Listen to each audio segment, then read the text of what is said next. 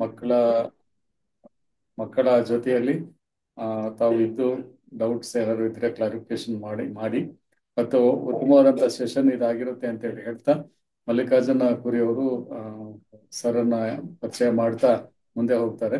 Vasudev sir ಅವ್ರದ್ದು ನಾವು 2-3 ತರಗತಿಗಳನ್ನ ಕೇಳಿದೀವಿ. ಅತ್ಯಂತ ಉಪಯುಕ್ತವಾದಂತಹ ತರಗತಿಗಳಿದಾವೆ. ವಿದ್ಯಾರ್ಥಿಗಳು ಇದನ್ನ ಪ್ರಯೋಜನ ಮಾಡ್ಕೊಳ್ಬೇಕು ಅಂತ ಹೇಳಿ ಹೇಳ್ತಾ ಕೊನೆಯ ಹಂತದ ಪೂರ್ವ ಸಿದ್ಧತೆಯಲ್ಲಿ ಇದು ಅನುಕೂಲ ಆಗಲಿ ಅನ್ನೋ ಒಂದು ಆಶಯದೊಂದಿಗೆ ಕಾರ್ಯಕ್ರಮ ಸ್ಟಾರ್ಟ್ ಮಾಡ್ತಾ ಇದ್ದೀವಿ. ಯಾರ್ಯಾರು DCOs ಇದ್ದೀರಿ ದಯಮಾಡಿ ಅವರು ನಿಮ್ಮ ಬೇರೆ ಪ್ರಾಂಶುಪಾಲರಿಗೆ ಅದನ್ನ ಮಾತನಾಡಿ DCO ತಮ್ಮ ಗ್ರೂಪ್ನಲ್ಲಿ ಜಾಯಿನ್ ಆಗ್ಲಿಕ್ಕೆ ಹೇಳಿ. ಸೊ ಮಲ್ಲಿಕಾರ್ಜುನ್ ಅವರೇ ಸ್ಟಾರ್ಟ್ ಮಾಡ್ಬೋದು. ಮತ್ತೆ ವಸುದೇವ್ ಸರ್ ನಂತರ ಸ್ಟಾರ್ಟ್ ಮಾಡ್ತೀವಿ. Thank you. Thank you sir.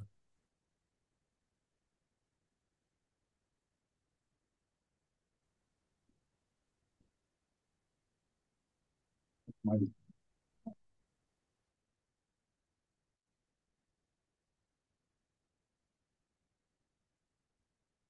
Sir hello sir, ಕೇಳ್ತಾ ಇದೆಯಲ್ಲ? ಎಸ್ ಸರ್, ಕೇಳ್ತಾ ಇದೆ. ಹಾ ಸರ್, ಸ್ಟಾರ್ಟ್ ಮಾಡಿಬಿಡಿ. ಹಲೋ. ಓಕೆ, ಹಾ ಆರಂಭ ಮಾಡ್ಬೋದಲ್ಲ ಸರ್? ಹಾ ಸರ್, ಮಾಡಿ. Okay sir, okay. Okay, so ಎಲ್ರಿಗೂ ನಮಸ್ಕಾರ. ಆ, ಕರ್ನಾಟಕ ರಾಜ್ಯ ವಸತಿ ಶಿಕ್ಷಣ ಸಂಸ್ಥೆಗಳ ಎಲ್ಲ ಪ್ರಾಂಶುಪಾಲರಿಗೆ, ಗಣಿತ ಉಪನ್ಯಾಸಕರಿಗೆ ಮತ್ತು ಮಕ್ಕಳಿಗೆ ಮತ್ತು ಈ ಕಾರ್ಯಕ್ರಮವನ್ನು ಆಯೋಜನೆ ಮಾಡಿರ್ತಕ್ಕಂಥ ಬೆಲ್ಲ ಶೆಟ್ಟಿ ಸರ್ಗೆ ಮತ್ತು ಮಲ್ಲಿಕಾರ್ಜುನ್ ಅವರಿಗೆ ನನ್ನ ನಮಸ್ಕಾರಗಳು. ಸೊ ಇವತ್ತಿನ ಸಂದರ್ಭದಲ್ಲಿ ನಾನು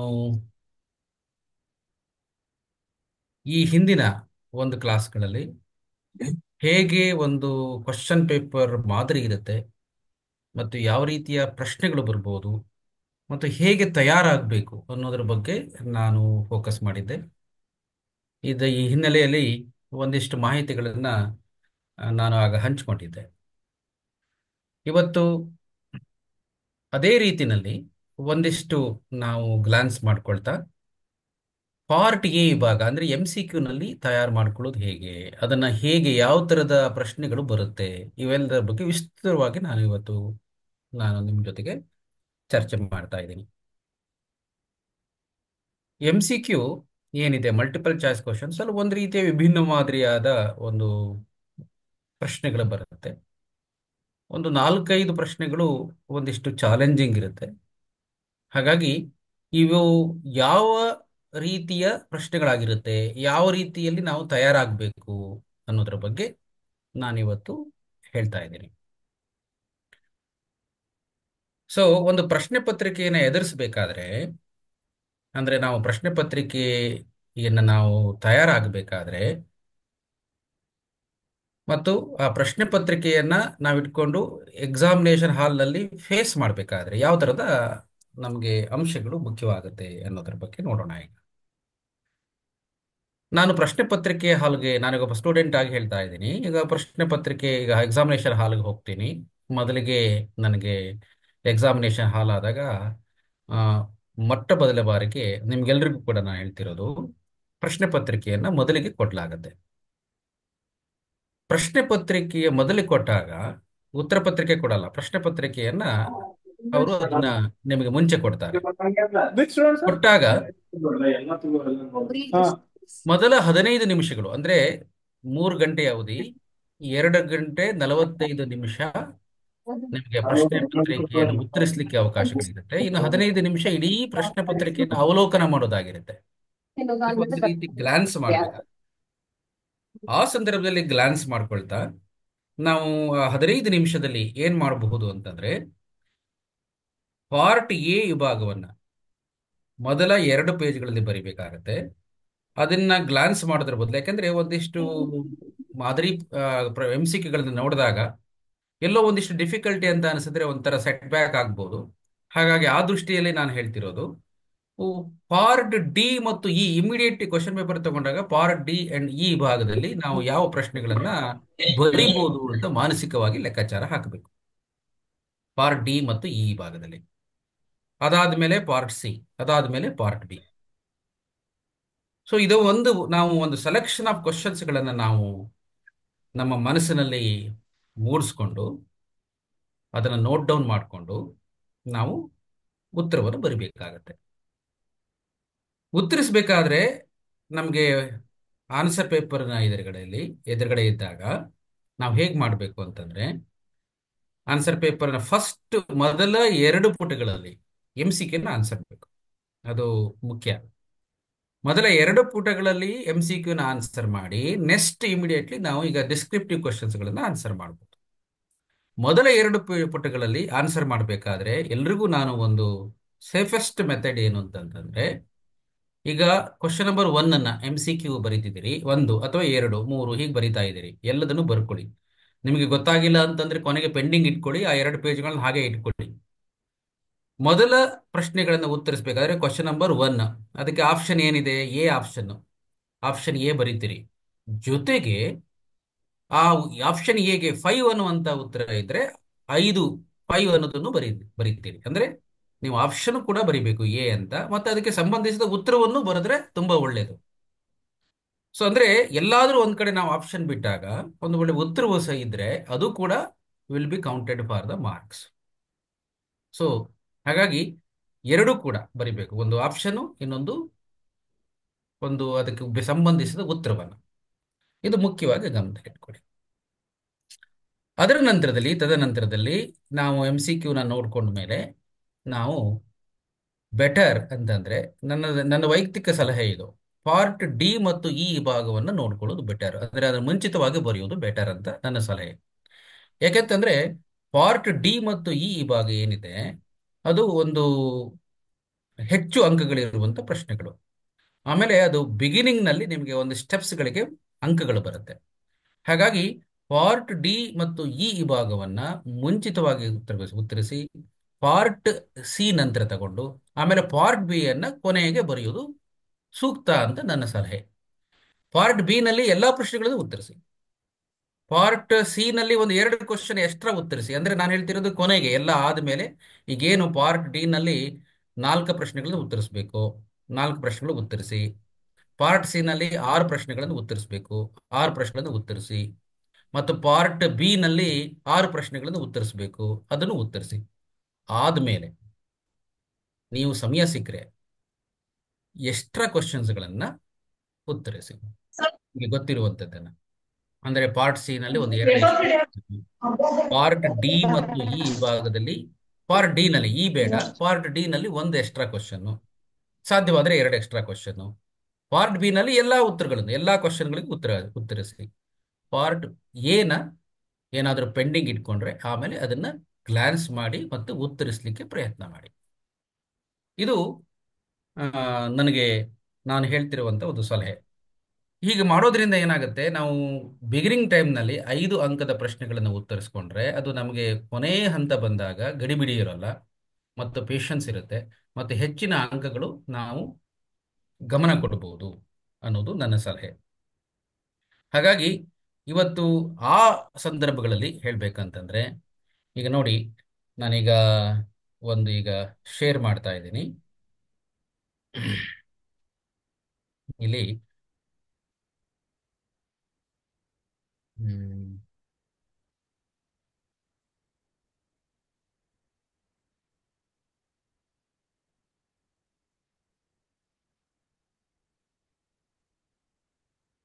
ನಾನೀಗ ಇಲ್ಲಿ ಶೇರ್ ಮಾಡ್ತಾ ಇದ್ದೀನಿ ನೋಡಿ. ಪಾರ್ಟ್ ಡಿ ವಿಭಾಗದಲ್ಲಿ ಎಲ್ಲದೂ ಕಾಣಿಸ್ತಾ ಇದೆ ಅಂತ ಅನ್ಕೊಳ್ತೀನಿ. ಕಾಣಿಸ್ತಿಲ್ಲ ಅಂತಂದ್ರೆ ನಾನು ದಯವಿಟ್ಟು ಹೇಳಿ. ಇಲ್ಲಿ ಪಾರ್ಟ್ ಡಿ ವಿಭಾಗದಲ್ಲಿ ತುಂಬಾ ಮುಖ್ಯವಾಗಿ ನೋಡ್ಕೊಳ್ಬೇಕಾಗಿರೋದು ಒಂದಿಷ್ಟು, ನಾನು ಹಿಂದಿನ ಏನು ಡಿಸ್ಕಸ್ ಮಾಡ್ತಾ ಇದ್ದೆ ಅದರ ಬಗ್ಗೆ ಸ್ವಲ್ಪ ನಾನೀಗ ಸಜೆಷನ್ಸ್ ಕೊಡ್ತಾ ಇದ್ದೀನಿ ನೋಡಿ. ಪಾರ್ಟ್ ಡಿ ವಿಭಾಗದಲ್ಲಿ ರಿಲೇಷನ್ ಫಂಕ್ಷನ್ಸ್ ಅಲ್ಲಿ 4x+3 ಬಹಳ ಇಂಪಾರ್ಟೆಂಟ್. 3 - 4x ಮತ್ತು 3 - 4x is 1 1 and on 2. ಆಮೇಲೆ 4x+3 ಅಂತ ಇರೋ ಬದಲು 10x+7 ಇವಿಷ್ಟು ಒಂದಿಷ್ಟು ಕಾನ್ಸಂಟ್ರೇಟ್ ಮಾಡಿ, ತುಂಬಾ ಮುಖ್ಯ ಇದು ಪಾರ್ಟ್ ಡಿ. ಅದರ ಜೊತೆಗೆ ಬೇರೆ ಬೇರೆ ಕ್ವಶನ್ಸ್ಗಳಿದೆ, x²+4, x²+1. ಇವು ಬಹಳ ಮುಖ್ಯವಾಗಿ ಪ್ರಾಮುಖ್ಯವಾದ ಪ್ರಶ್ನೆಗಳು ಇವು 3: 4x+3, 3 - 4x ಅಥವಾ 10x+7. ಇದು ಪಾರ್ಟ್ ಡಿ ಭಾಗದಲ್ಲಿ. ಪಾರ್ಟ್ ಡಿ ವಿಭಾಗದಲ್ಲಿ ಮ್ಯಾಟ್ರಿಸಿಸ್ ನಲ್ಲಿ ನಾನೀಗ ಪ್ರಿಯಾರಿಟಿ ವೈಸ್ ಕ್ವಶನ್ ಹೇಳ್ತಾ ಇದ್ದೀನಿ ನೋಡಿ. ಮ್ಯಾಟ್ರಿಸಿಸ್ ನಲ್ಲಿ ನೋಡಿ, ಇದು ಇದು AC BC A+B into distributive ಲಾನ ಪ್ರೂವ್ ಮಾಡ್ಬೋದು. ಮತ್ತೆ edition concept A+B - C A+B - C, ಇದು ಇವೆರಡು ಬಹಳ ಮುಖ್ಯವಾದ ಪ್ರಶ್ನೆಗಳು. ನಾನೀಗ ಪ್ರಿಯಾರಿಟಿ ವೈಸ್ ಹೇಳ್ತಾ ಇದ್ದೀನಿ. ಜೊತೆಗೆ AB'(B') ಇಂಟು A' ಮತ್ತು A+B'(A') ಈ ತರದ ಪ್ರಶ್ನೆಗಳು ತುಂಬಾ ಮುಖ್ಯ ಪಾರ್ಟ್ ಮ್ಯಾಟ್ರಿಸಿಸ್ ನಲ್ಲಿ. 4 ಪ್ರಶ್ನೆಗಳನ್ನ ಉತ್ತರಿಸಬೇಕು. 4 ಪ್ರಶ್ನೆಗಳನ್ನ ನಾನು ಹೇಳ್ತಾ ಇದ್ದೀನಿ. ಈಗ ನೋಡಿ, ಅನದರ್ ಮೆಥಡ್ ಪ್ರಾಬ್ಲಮ್ಸ್ಗಳಂದ್ರೆ ಉಳಿದಿರೋದು ಇವೆಲ್ಲವೂ ಕೂಡ, ಉಳಿದಿರೋ ಎಲ್ಲವೂ ಕೂಡ ಇಂಪಾರ್ಟೆಂಟ್ ಆಗಿರುತ್ತೆ. ಆದ್ರೆ ಇಲ್ಲಿ ಪ್ರಾಮುಖ್ಯವಾದದ್ದು ಇವು 3ಗಳು.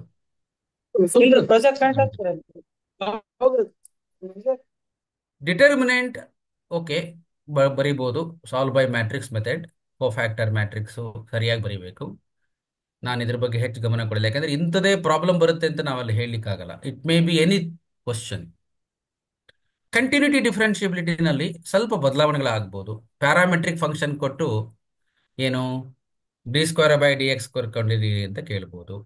ನೋಡಿ ಇಲ್ಲಿ ಈ ತರದ ಪ್ರಶ್ನೆ ಇದು ನೋಡಿ. x=a cos t log tan t/2, y=a sin t, find d²y/dx² at t=π/4. ಈ ತರ ಕ್ವಶನ್ ಇದೆ ನೋಡಿ. ಸೊ ಇದನ್ನ d²y/dx² ನೋಡಿ, dy/dx ಇದಕ್ಕೇನ್ ಬರುತ್ತೆ, dy/dx ಅನ್ನೋದು tan t ಅಂತ ಬರುತ್ತೆ. ಇದಕ್ಕೆ ಇದಕ್ಕೆ ನೀವೀಗ ನೀವು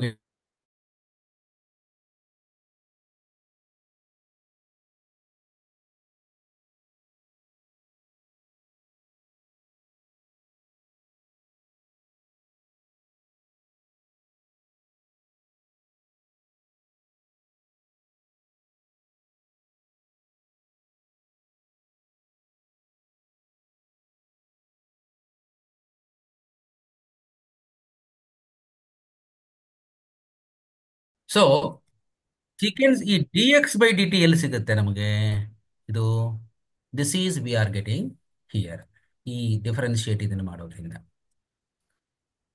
ಸ್ವಲ್ಪ ಇದು ಪ್ರೋಸೆಸ್ ಇದೆ. ನಿಮ್ಮ ಟೆಕ್ಸ್ಟ್ ಬುಕ್ ಅಲ್ಲಿ ಇರೋ ಪ್ರಶ್ನೆ, ಟೆಕ್ಸ್ಟ್ ಬುಕ್ ಅಲ್ಲಿ ಇರುವಂತಹ ಪ್ರಶ್ನೆಯನ್ನೇ ಒಂದಿಷ್ಟು ಮಾಡಿಫಿಕೇಶನ್ಸ್ ಮಾಡಿ ಕೊಡ್ಬೋದು. ಬುಕ್ಕಲ್ಲೇ ಇರಬೇಕು ಅಂತ ಏನಿಲ್ಲ, ಕಾನ್ಸೆಪ್ಟ್ಗಳಿರುತ್ತೆ. ಸೊ ಈ sec² ಇಂಟು dx/dt ಯನ್ನ t=π/4 ಅಂದ್ರೆ sec² π/4 ಮತ್ತೆ dx/dt ಗೆ ಏನು ವ್ಯಾಲ್ಯೂಸ್ ಬರುತ್ತೆ ಅದೇ 4 ಹಾಕಿ ನಾವು ವ್ಯಾಲ್ಯೂಸ್ ಕಂಡುಹಿಡಬೇಕು. ಇದು ಈ ತರದ ಪ್ರಶ್ನೆಗಳು. ಮತ್ತೆ 3 cos log x plus 4 sin log x and y=tan−1x², y=sin−1x², y=sin−1x. ಈ ತರದ ಕೆಲವು ಇಂಪಾರ್ಟೆಂಟ್ ಪ್ರಾಬ್ಲಮ್ಸ್ ನೋಡ್ಕೊಳ್ಳಿ. ಮತ್ತೆ ಇಲ್ಲಿ ಕಂಟಿನ್ಯೂಟಿ ಕಾನ್ಸೆಪ್ಟ್ ಮೇಲೆ ಬರುತ್ತೆ ಅಂತ ಅನ್ಕೊಳ್ಬಹುದು, ಬಟ್ ಆದ್ರೆ ಇಲ್ಲಿ ಏನಾಗುತ್ತೆ, ಕಂಟಿನ್ಯೂಟಿ ಕಾನ್ಸೆಪ್ಟ್ ತುಂಬಾ ಪ್ರಾಮುಖ್ಯವಾದ ಇಂಪಾರ್ಟೆಂಟ್ ಅಲ್ಲ. ಮಾಡೆಲ್ ಪೇಪರ್ ನಲ್ಲಿ ಇರಬಹುದು.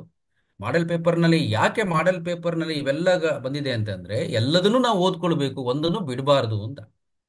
ಆದ್ರೆ ಒಂದು ಆನ್ಯುಯಲ್ ಎಕ್ಸಾಮಿನೇಷನ್ ಪ್ರಶ್ನೆಗಳು ಈ ಪಾರ್ಟ್ ಡಿ ಮತ್ತು ಇ ಅನ್ನೋದು ಏನಿದೆ ಅದೊಂಥರ ಪಾಸಿಂಗ್ ಪ್ಯಾಕೇಜ್, ಅಂದ್ರೆ ಎಲ್ಲರೂ ಪಾಸ್ ಆಗಬೇಕು ಅನ್ನೋ ದೃಷ್ಟಿಯಲ್ಲಿ ಇಟ್ಕೊಂಡಾಗ ಅದನ್ನ ತಯಾರು ಮಾಡೋದ್ರಿಂದ ಇದರಲ್ಲಿ ಸಾಮಾನ್ಯವಾಗಿ ಒಂದು ಸ್ಟ್ಯಾಂಡರ್ಡ್ ಕ್ವಶನ್ಸ್ಗಳನ್ನ, ಅಂದ್ರೆ ಫೆಮಿಲಿಯರ್ ಕ್ವಶನ್ಸ್ಗಳನ್ನ ನಾವು ಎಕ್ಸ್ಪೆಕ್ಟ್ ಮಾಡ್ಬೋದು. ಅದನ್ನ ನಾವು ಗಮನದಲ್ಲಿ ಇಟ್ಕೋಬೇಕು. ಹಾಗಾಗಿ ಫಸ್ಟ್ ನಾವು ಫೌಂಡೇಶನ್ ಗಟ್ಟಿ ಮಾಡ್ಕೋಬೇಕು. ಫೌಂಡೇಶನ್ ಅಂತಂದ್ರೆ 30 ಮಾರ್ಕ್ ಬರಬೇಕು ನಮಗೀಗ. ಅದು ಈ ಪಾರ್ಟ್ ಡಿ ಮತ್ತು ಇ ಭಾಗದಲ್ಲಿ ಸಿಗುತ್ತೆ. ಸೊ ಈಗ ನಮಗೆ 3 ಪ್ರಶ್ನೆ ಆಯಿತು ಕಂಟಿನ್ಯೂಟಿ ಡಿಫರೆನ್ಷಿಯಬಿಲಿಟಿನಲ್ಲಿ ನಾವು ನೋಡ್ತಿದ್ವಿ.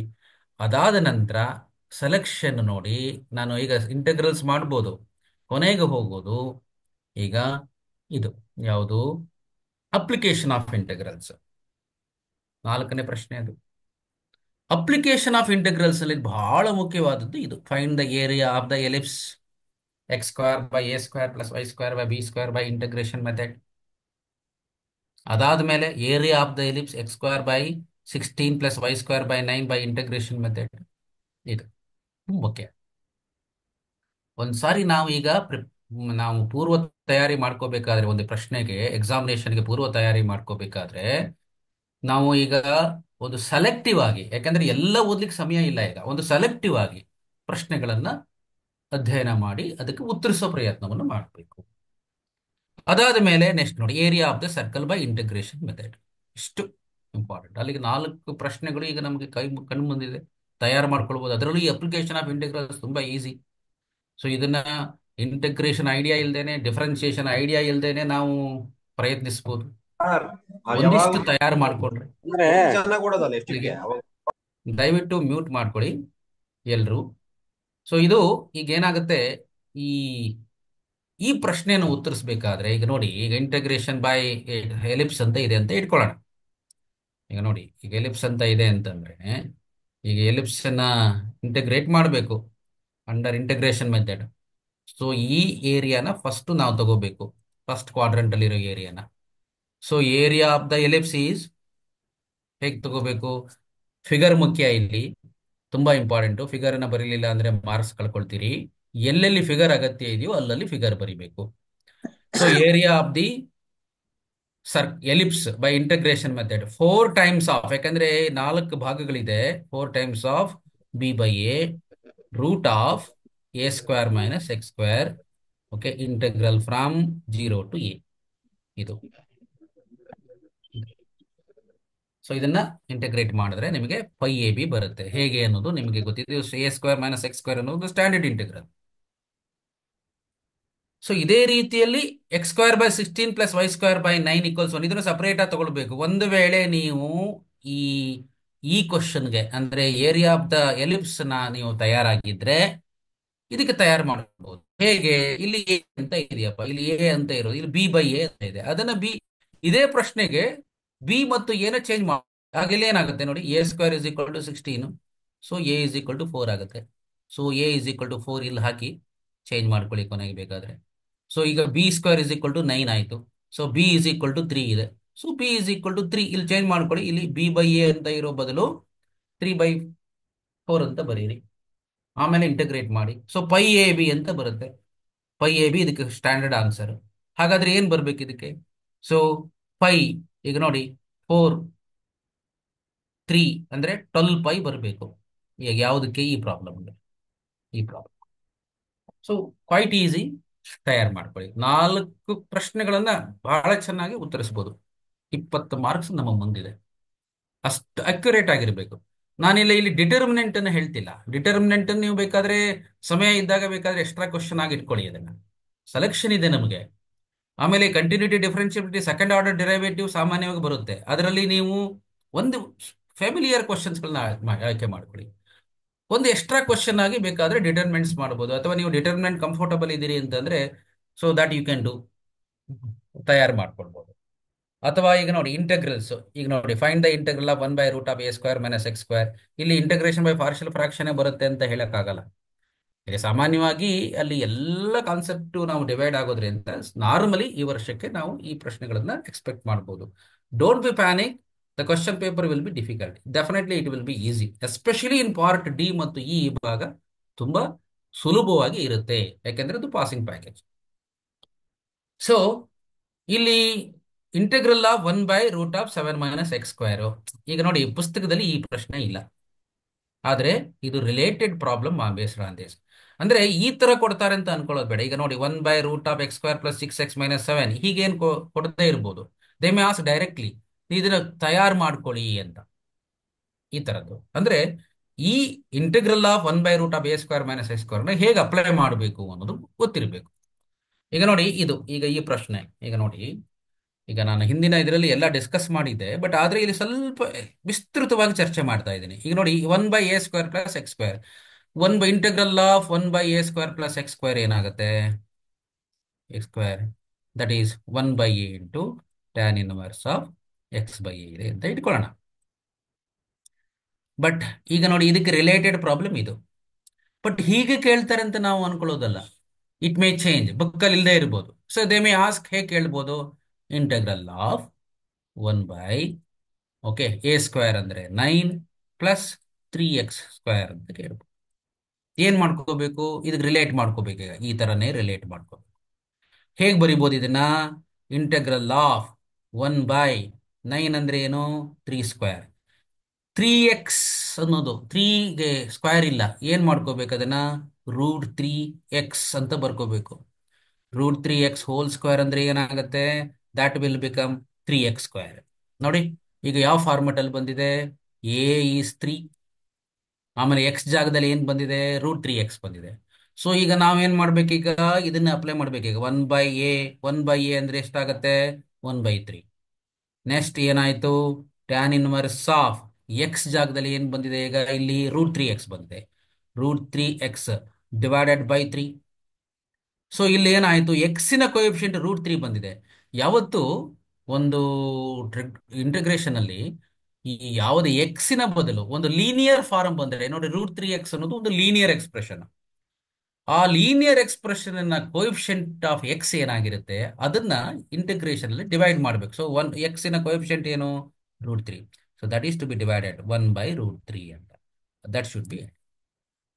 ಡಿಫರೆನ್ಸಿಯೇಷನ್ ಅಲ್ಲಿ ಲೀನಿಯರ್ ಎಕ್ಸ್ಪ್ರೆಷನ್ ಇದ್ರೆ ಮಲ್ಟಿಪ್ಲೈ ಮಾಡ್ತೀವಿ.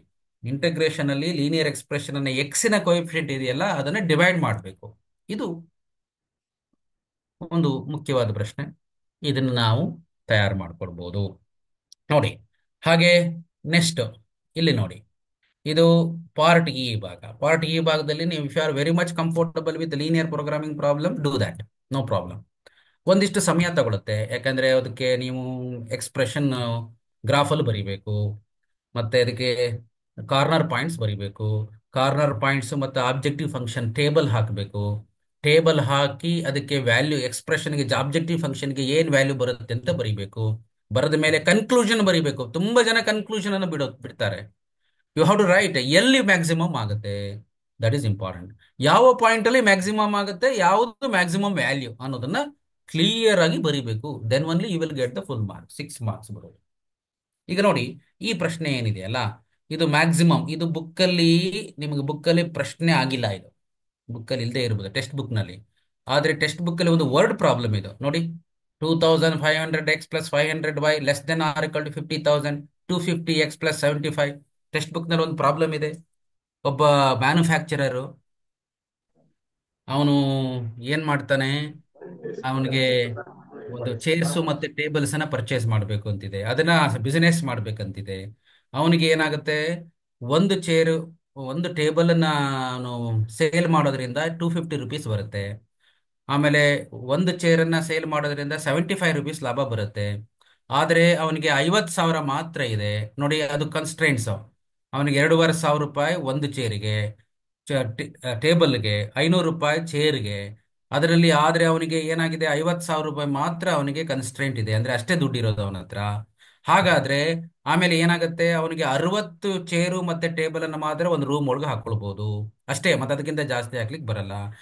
ಇಷ್ಟು ಕಂಡೀಷನ್ಸ್ ಇದ್ದಾಗ ಅವನು ಎಷ್ಟು ಚೇರ್ಸ್ ಟೇಬಲ್ಸ್ ಅನ್ನ ಪರ್ಚೇಸ್ ಮಾಡಬೇಕು ಅನ್ನುವುದು ಟೆಕ್ಸ್ಟ್ ಬುಕ್ ಅಲ್ಲಿ ಒಂದು ಸರಳವಾಗಿ ಉದಾಹರಣೆ ಸಹಿತ ಕೊಟ್ಟಿದ್ದಾರೆ. ಯಾಕೆ ಲೀನಿಯರ್ ಪ್ರೋಗ್ರಾಮಿಂಗ್?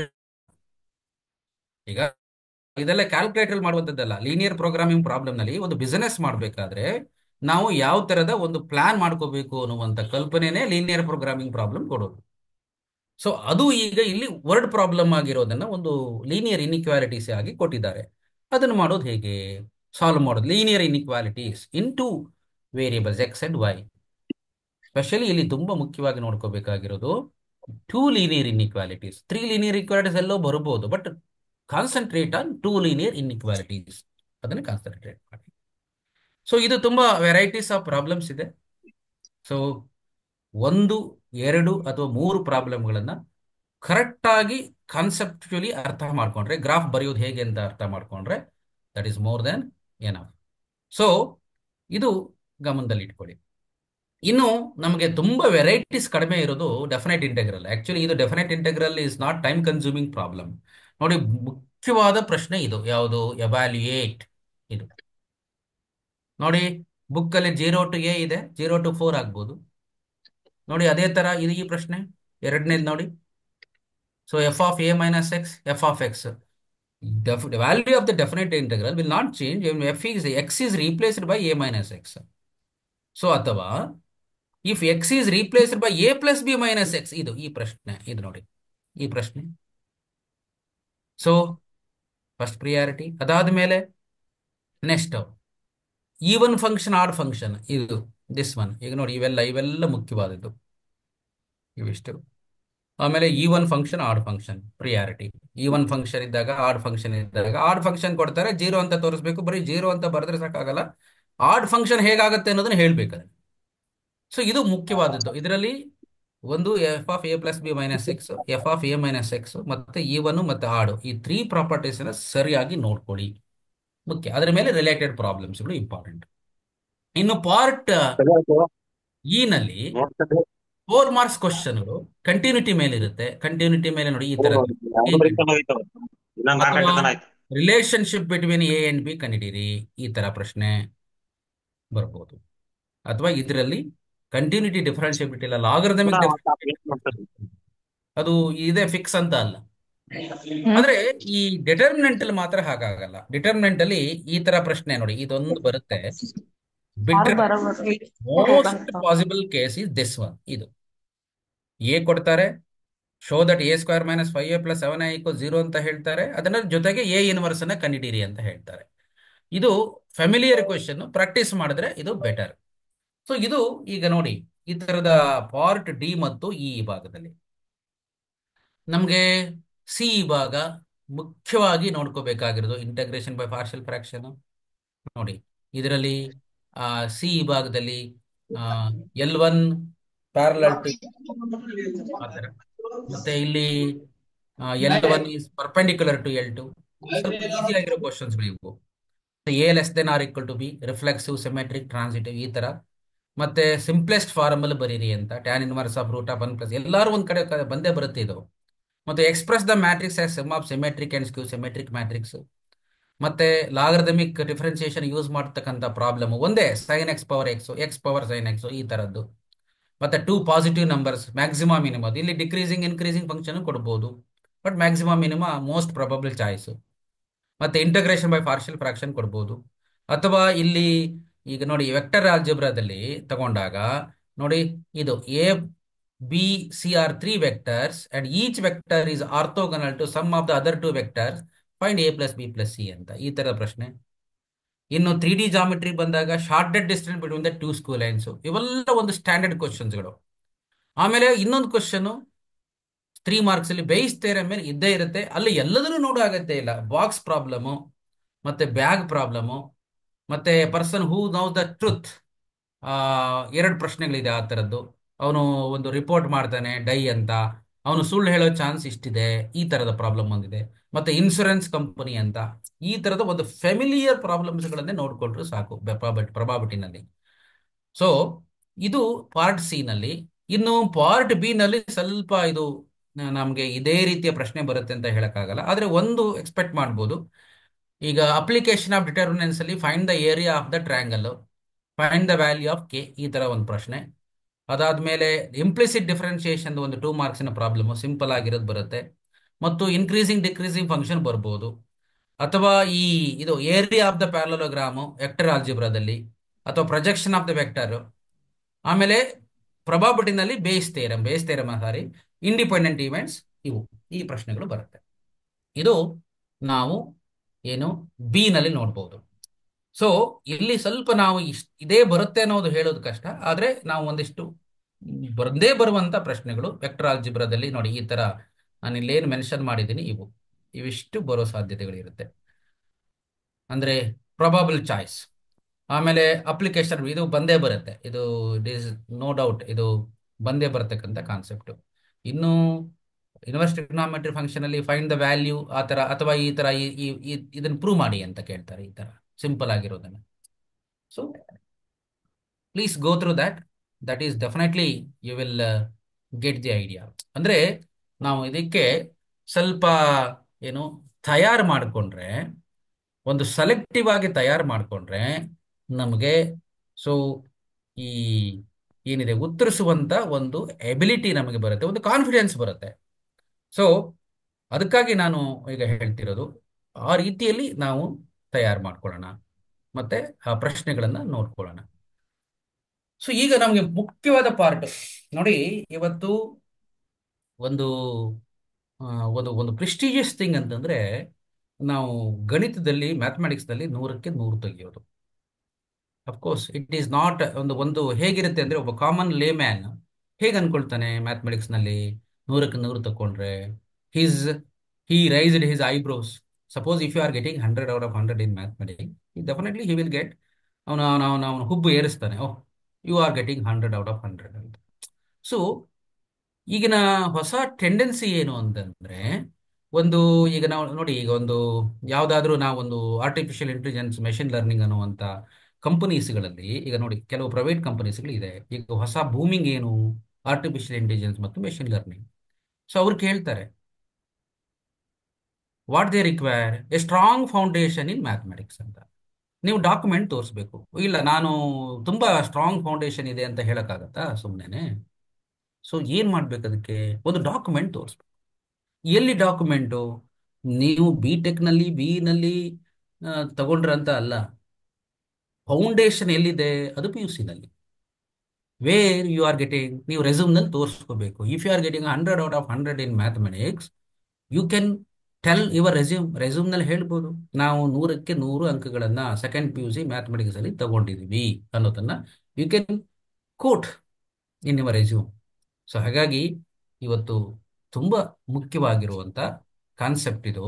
ಹಾಗಾಗಿ ಅಂತ ಸಂದರ್ಭದಲ್ಲಿ ಈಗ ನೋಡಿ, ಅದು ಒಂಥರ ನಮಗೆ ಒಂದು ಮಾನಸಿಕ ತೃಪ್ತಿ. ಈಗ 100ಕ್ಕೆ 100 ತಗೊಂಡಿದೀವಿ ಅಂತ ಅಂದ್ರೆ, ಗಣಿತದಲ್ಲಿ ತಗೊಂಡಿದೀವಿ. ನಾವು ಪ್ರೆಸೆಂಟ್ ಸಿಚುಯೇಷನ್ ಅಲ್ಲಿ ಇವತ್ತು ನಾವು 100ಕ್ಕೆ 100 ತೆಗೆದುಕೊಳ್ಳೋದು ಖಂಡಿತ ಸಾಧ್ಯ ಇದೆ. ಒಂದು ನಾವು ಸ್ಟ್ರಾಟಜಿಕ್ ಆಗಿ ನಾವು ಒಂದು ಅದನ್ನ ತಯಾರು ಮಾಡಿಕೊಂಡ್ರೆ. ಸೊ ಈಗ ನೋಡಿ, ನನಗೆ ಈಗ ಹಾಗಾದ್ರೆ ಎಲ್ಲಿ ಎಲ್ಲಿ ನಾವು ಒಂದಿಷ್ಟು ತಯಾರು ಮಾಡ್ಕೊಳ್ಬೇಕು ಇದನ್ನ ಇಲ್ಲಿ ಹೇಳ್ತಾ ಇದೆ. ಈಗ ನೋಡಿ, ಈಗ ಇಲ್ಲಿ ಏನಾಗಿದೆ, ಈಗ ಫಸ್ಟ್ ಪ್ರಶ್ನೆ ನಾವು ರಿಲೇಷನ್ ಫಂಕ್ಷನ್ಸ್ ಅಲ್ಲಿ ತಗೋಬೇಕು. ರಿಲೇಷನ್ ಫಂಕ್ಷನ್ಸ್ ಅಲ್ಲಿ ತಗೊಂಡಾಗ ನೋಡಿ, ಇಲ್ಲಿ ಈ ಪ್ರಶ್ನೆ ಇದೆ, ಹೀಗಿದೆ. ರಿಲೇಷನ್ ಫಂಕ್ಷನ್ಸ್ ಅಲ್ಲಿ ತುಂಬಾ ಮುಖ್ಯವಾಗಿರೋದು ಯಾವುದು ಅಂತಂದ್ರೆ ಇಕ್ವಿಲೆನ್ಸ್ ಕ್ಲಾಸ್. ಇಕ್ವಿಲೆನ್ಸ್ ರಿಲೇಷನ್ ಅಲ್ಲ, ಇಕ್ವಿಲೆನ್ಸ್ ಕ್ಲಾಸ್. ನೋಡಿ, ಇಕ್ವಿಲೆನ್ಸ್ ಕ್ಲಾಸು ಇಲ್ಲಿದೆ ಪ್ರಶ್ನೆ. ಸೊ ಈ ಇಕ್ವಲೆನ್ಸ್ ಕ್ಲಾಸ್ ಅಲ್ಲಿ ನೋಡಿ, ಈ ಪ್ರಶ್ನೆ ಇದೆ, ಇದು ನಿಮ್ಮ ಮಾಡೆಲ್ ಪೇಪರ್ ನಲ್ಲಿ ಇದೆ ಇದು. ಸೊ ಮಾಡೆಲ್ ಪೇಪರ್ ನಲ್ಲಿ ನಾವು ನೋಡ್ಬೋದು ಇದರಲ್ಲಿ.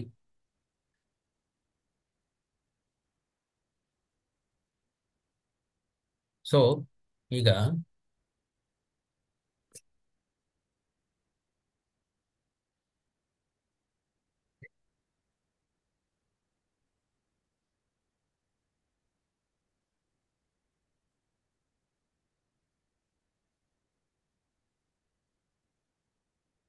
ಒಂದು ಪ್ರಶ್ನೆ ಹೀಗಿದೆ, let the relation in or in the set x belongs to z, 0 less than or equal to x less than or equal to 2, given by r is equal to set of all ordered pair a comma b such that a minus b is a multiple of 4 ಅಂತ ಇದೆ. So ಇದನ್ನ ನಾವು ಈಗ ಉತ್ತರಿಸ್ಬೇಕು ಅಂತಂದ್ರೆ ನಾವು ಹೇಗ್ ಮಾಡ್ಬೋದು ನೋಡಿ. ಈಗ ನಮಗೆ ಈ ತರದ ಪ್ರಶ್ನೆ ನೋಡಿ, ಇಲ್ಲೊಂದು ಪ್ರಶ್ನೆ ಇದೆ, ಅದೇ equivalence class. R be the relation R in the set of integers defined by R is equal to set of all ordered pair a comma b, a minus b is divisible by 2 ಅಂತ ಇದೆ. So ಇದನ್ನು ಕೂಡ ನಾವು ಹೇಗೆ answer ಮಾಡಬೇಕು? Equivalence class concept ಇದು ನೋಡಿ. Equivalence class concept ನಮಗೆ ತುಂಬಾ ಮುಖ್ಯ. ಯಾಕಂದ್ರೆ ಇದು ನಾವು ಕ್ಲಾಸ್ ರೂಮ್ನಲ್ಲಿ ಹೆಚ್ಚು ಕಾನ್ಸಂಟ್ರೇಟ್ ಮಾಡಿರಲ್ಲ. ನೋಡಿ, number of all one function from the set. ನಾನೀಗ ಹೇಳ್ತಾ ಇರೋದು ಏನು ಅಂತಂದ್ರೆ, ಈಗ ನಾವು ಈಕ್ವಲೆನ್ಸ್ ರಿಲೇಷನು ರಿಫ್ಲೆಕ್ಸಿವಿಟಿ, ಸಿಮೆಟ್ರಿಕಿಟಿ ಇವೆಲ್ಲ ಹೇಳ್ತೀವಿ ನಾವು. ಅಂದ್ರೆ ಇದು ಸಿಮೆಟ್ರಿಕಾ ಟ್ರಾನ್ಸಿಟಿವ್ ಅಂದ್ರೆ ಈ ತರ ಕ್ವಶನ್ ನೋಡಿ. The relation R in the set 1 2 3 given by R is equal to 1 2 2 1. ಏನಿದು 1 2 2 1 ಅನ್ನೋದು ಸಿಮೆಟ್ರಿಕ್ ರಿಲೇಷನ್. ಕ್ಲಿಯರ್? ಈ ತರದ ಪ್ರಶ್ನೆಗಳು ಸಹಜ, ನಾನು ಅದ್ರ ಬಗ್ಗೆ ಡಿಸ್ಕಸ್ ಮಾಡ್ತಾ ಇಲ್ಲ. ಈಗ ನೋಡಿ, ಈ ತರ ಪ್ರಶ್ನೆ ಒಂದಿದೆ, let R be the relation in the set 1 2 3 4 given by 1 2 2 2 1 1 4 4 1 3 3 3 ordered peer 3 2. ಇದೇನಾಗಿದೆ ನೋಡ್ಬೇಕೀಗ. 1 2 3 4ಗೆ ಎಲ್ಲ 1 1 2 2 3 3 4 4 ಇದೆಯಾ? ಇದೆ. So it is reflexive. ಹಾಗೆ ಸೊ ಟ್ರಾನ್ಸಿಟಿವ್ ಅಂತಂದ್ರೆ 1 2 ಮತ್ತೆ 2 1. 1 2 ಇಂದ ಪ್ರಾರಂಭವಾಗಿರುವಂತ ಯಾವ್ದು 1 2 ಅಂತ ಇದ್ರೆ ಅದಕ್ಕೆ ರಿಲೇಟೆಡ್ ಆಗಿ ಮ್ಯಾಚಿಂಗ್ ಪೇರ್ ಯಾವುದು ಅಂತ ನೋಡಿ, ಮತ್ತೆ ಟ್ರಾನ್ಸಿಟಿವ್ ಪೇರ್ ಅಂತ ನೋಡಿ. See, you have to check each and every one. ಅಂದ್ರೆ ಆರ್ಡರ್ ರಿಲೇಷನ್ ಅಲ್ಲಿ ಪ್ರತಿಯೊಂದನ್ನು ಚೆಕ್ ಮಾಡಿ ಟ್ರಾನ್ಸಿಟಿವ್ ಆಗತ್ತಾ ಅಂತ ನೋಡ್ಬೇಕು. So actually this is clearly ನೋಡಿ, ಈ ಎಕ್ಸಾಂಪಲ್ ಇದೆಯಲ್ಲ, ಇದು ಇದು ನೋಡಿ, 1 3 ಇದೆ, 1 3 ಇದೆ. ಓಕೆ, ಬಟ್ 3 1 ಇಲ್ಲ. ಹಾಗಾಗಿ ಇದು ಸಿಮೆಟ್ರಿಕ್ ಆಗಲ್ಲ, ಅದಕ್ಕೆ ನಾಟ್ ಸಿಮೆಟ್ರಿಕ್. ಇದೆಲ್ಲ ನೋಡ್ಬೇಕು. ಸೊ ಈ ವೆರಿಫಿಕೇಶನ್ ಮಾಡತಕ್ಕಂತ ಪ್ರಶ್ನೆಗಳು ಸುಲಭ ಮಾಡಬಹುದು.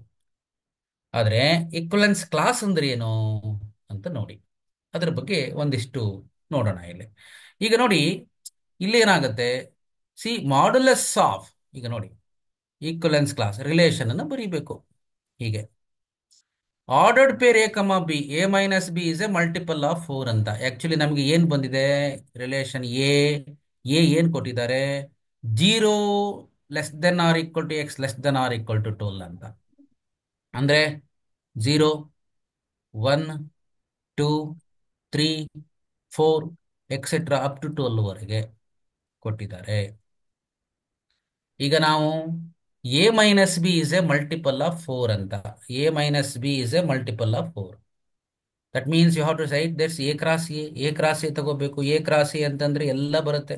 ಎ ಕ್ರಾಸ್ ಎ ಅಂದ್ರೆ ದಟ್ ಈಸ್ ವಾಟ್, 0 0 0 1 0 2 ಹೀಗೆ, ಆಮೇಲೆ ಎಕ್ಸೆಟ್ರಾ ಎಕ್ಸೆಟ್ರಾ. ಆಮೇಲೆ ನೆಕ್ಸ್ಟ್ 1 ಇಂದ ತಗೋತೀರಿ, 1 0 1 2 1 3 1 4 ಹೀಗೆ ಹೀಗೆ ಈ ತರ.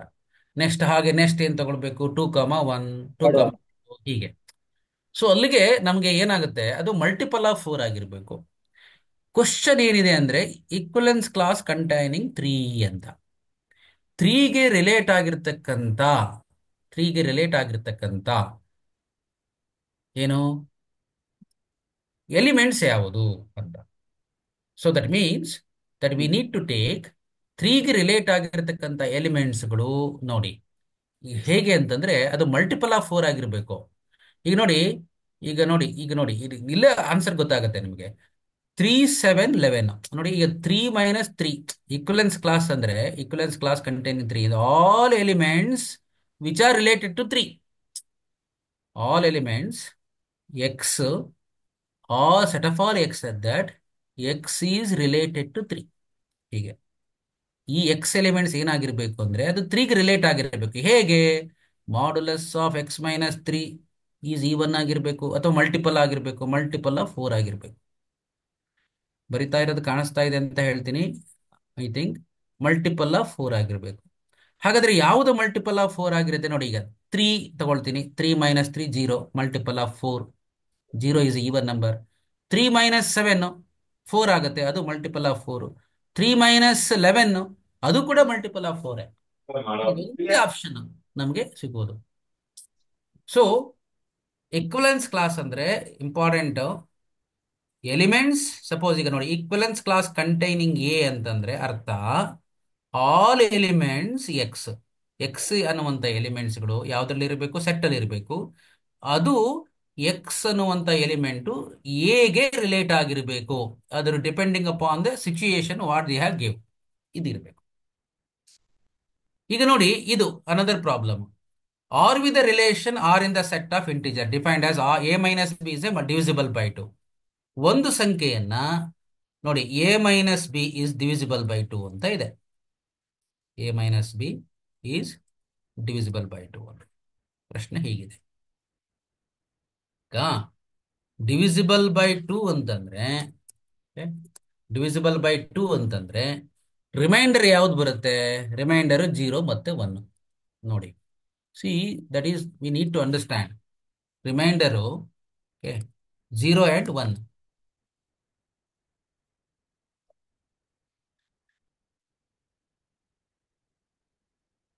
Okay, so remainder is 0 and 1. ಯಾವಾಗ 2 ಇಂದ ಡಿವೈಡ್ ಮಾಡಿದಾಗ, 3 ಇಂದ ಡಿವೈಡ್ ಮಾಡಿದಾಗ ರಿಮೈಂಡರ್ ಯಾವ್ದು ಬರುತ್ತೆ, 0 1 2.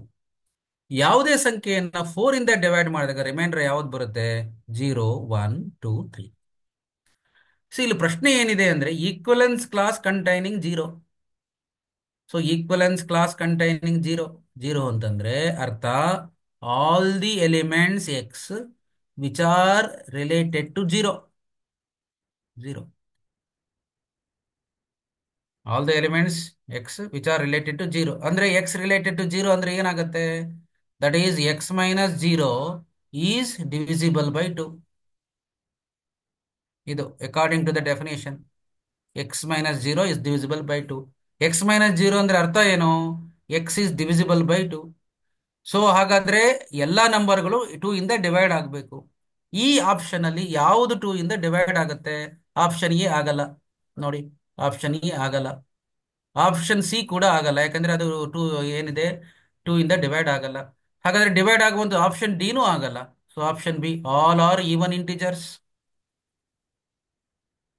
ಹಾಗೆ ಒಂದು ವೇಳೆ ಇದು ಈಕ್ವಲೆನ್ಸ್ ಕ್ಲಾಸ್ ಕಂಟೈನಿಂಗ್ ಒನ್ ಅಂತ ಕೇಳಿದ್ರೆ ಏನ್ ಮಾಡಬೇಕು? That is all the integers which remainder zero. ಅಂದ್ರೆ ಅರ್ಥ ಏನು? ಈಕ್ವಲೆನ್ಸ್ ಕ್ಲಾಸ್ ಕಂಟೈನಿಂಗ್ ಒನ್ ಅಂತ ಕೇಳಿದ್ರೆ set of all x at that x is related to one.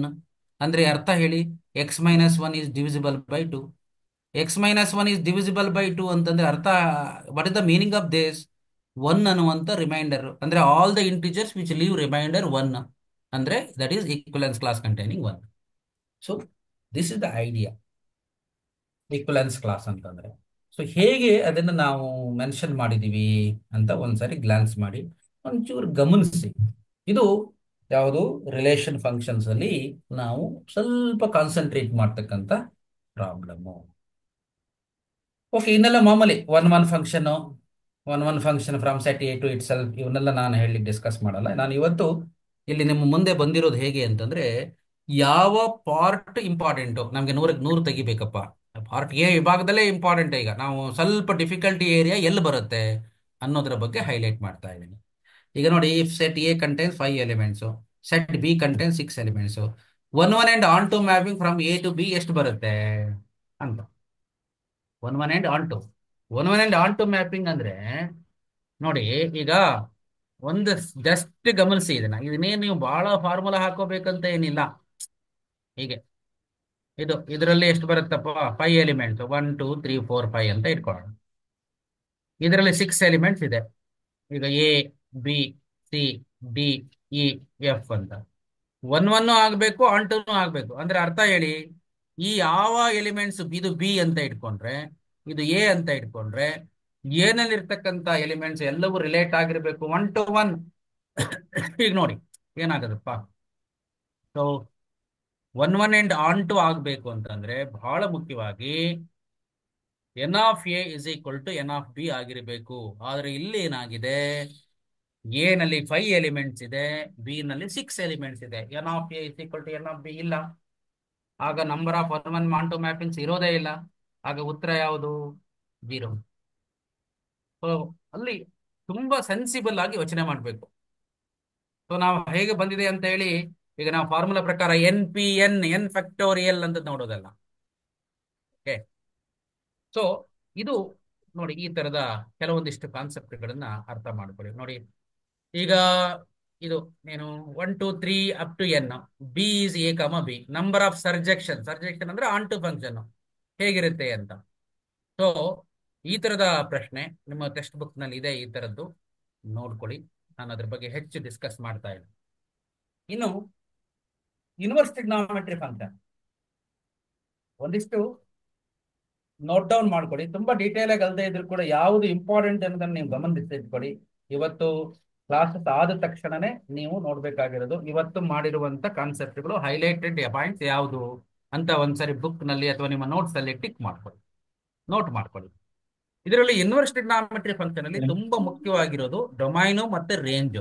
ನೇರವಾಗಿ ಡೊಮೈನ್ ಅಂತ ಫಂಕ್ಷನ್, ರೇಂಜ್ ಫಂಕ್ಷನ್ ಕೇಳ್ತಾರೆ ಅಂತ ಅನ್ಕೊಂಬೇಡಿ. ಸ್ವಲ್ಪ ಬೇರೆ ತರ ಕೊಡ್ಬೋದು, ಅಥವಾ ಈಸಿ ಆಗಿರ್ಬೇಕು ಅಂದ್ರೆ ಕೊಡ್ಬೋದು. ನಮ್ಮ ಬ್ಲೂ ಪ್ರಿಂಟ್ ಹೇಗೆ ಅಂತಂದ್ರೆ ಅದು ನಿಮ್ಗೆ ಅಂಡರ್ಸ್ಟ್ಯಾಂಡಿಂಗ್ ಲೆವೆಲ್ ಅಂತ ಅಂದ್ರೆ ಸ್ವಲ್ಪ ಬೇರೆ ತರನೇ ಕೊಡ್ಬೋದು, ಅಥವಾ ನೇರವಾಗಿ ಕೂಡ ಪ್ರಶ್ನೆ ಕೇಳ್ಬೋದು. ಈಗ ನೋಡಿ ಈ ತರ ಪ್ರಶ್ನೆ. So cos inverse x is equal to y, 0 less than or equal to x less than or equal to 1 ಏನಾಗುತ್ತೆ ಅಂತ.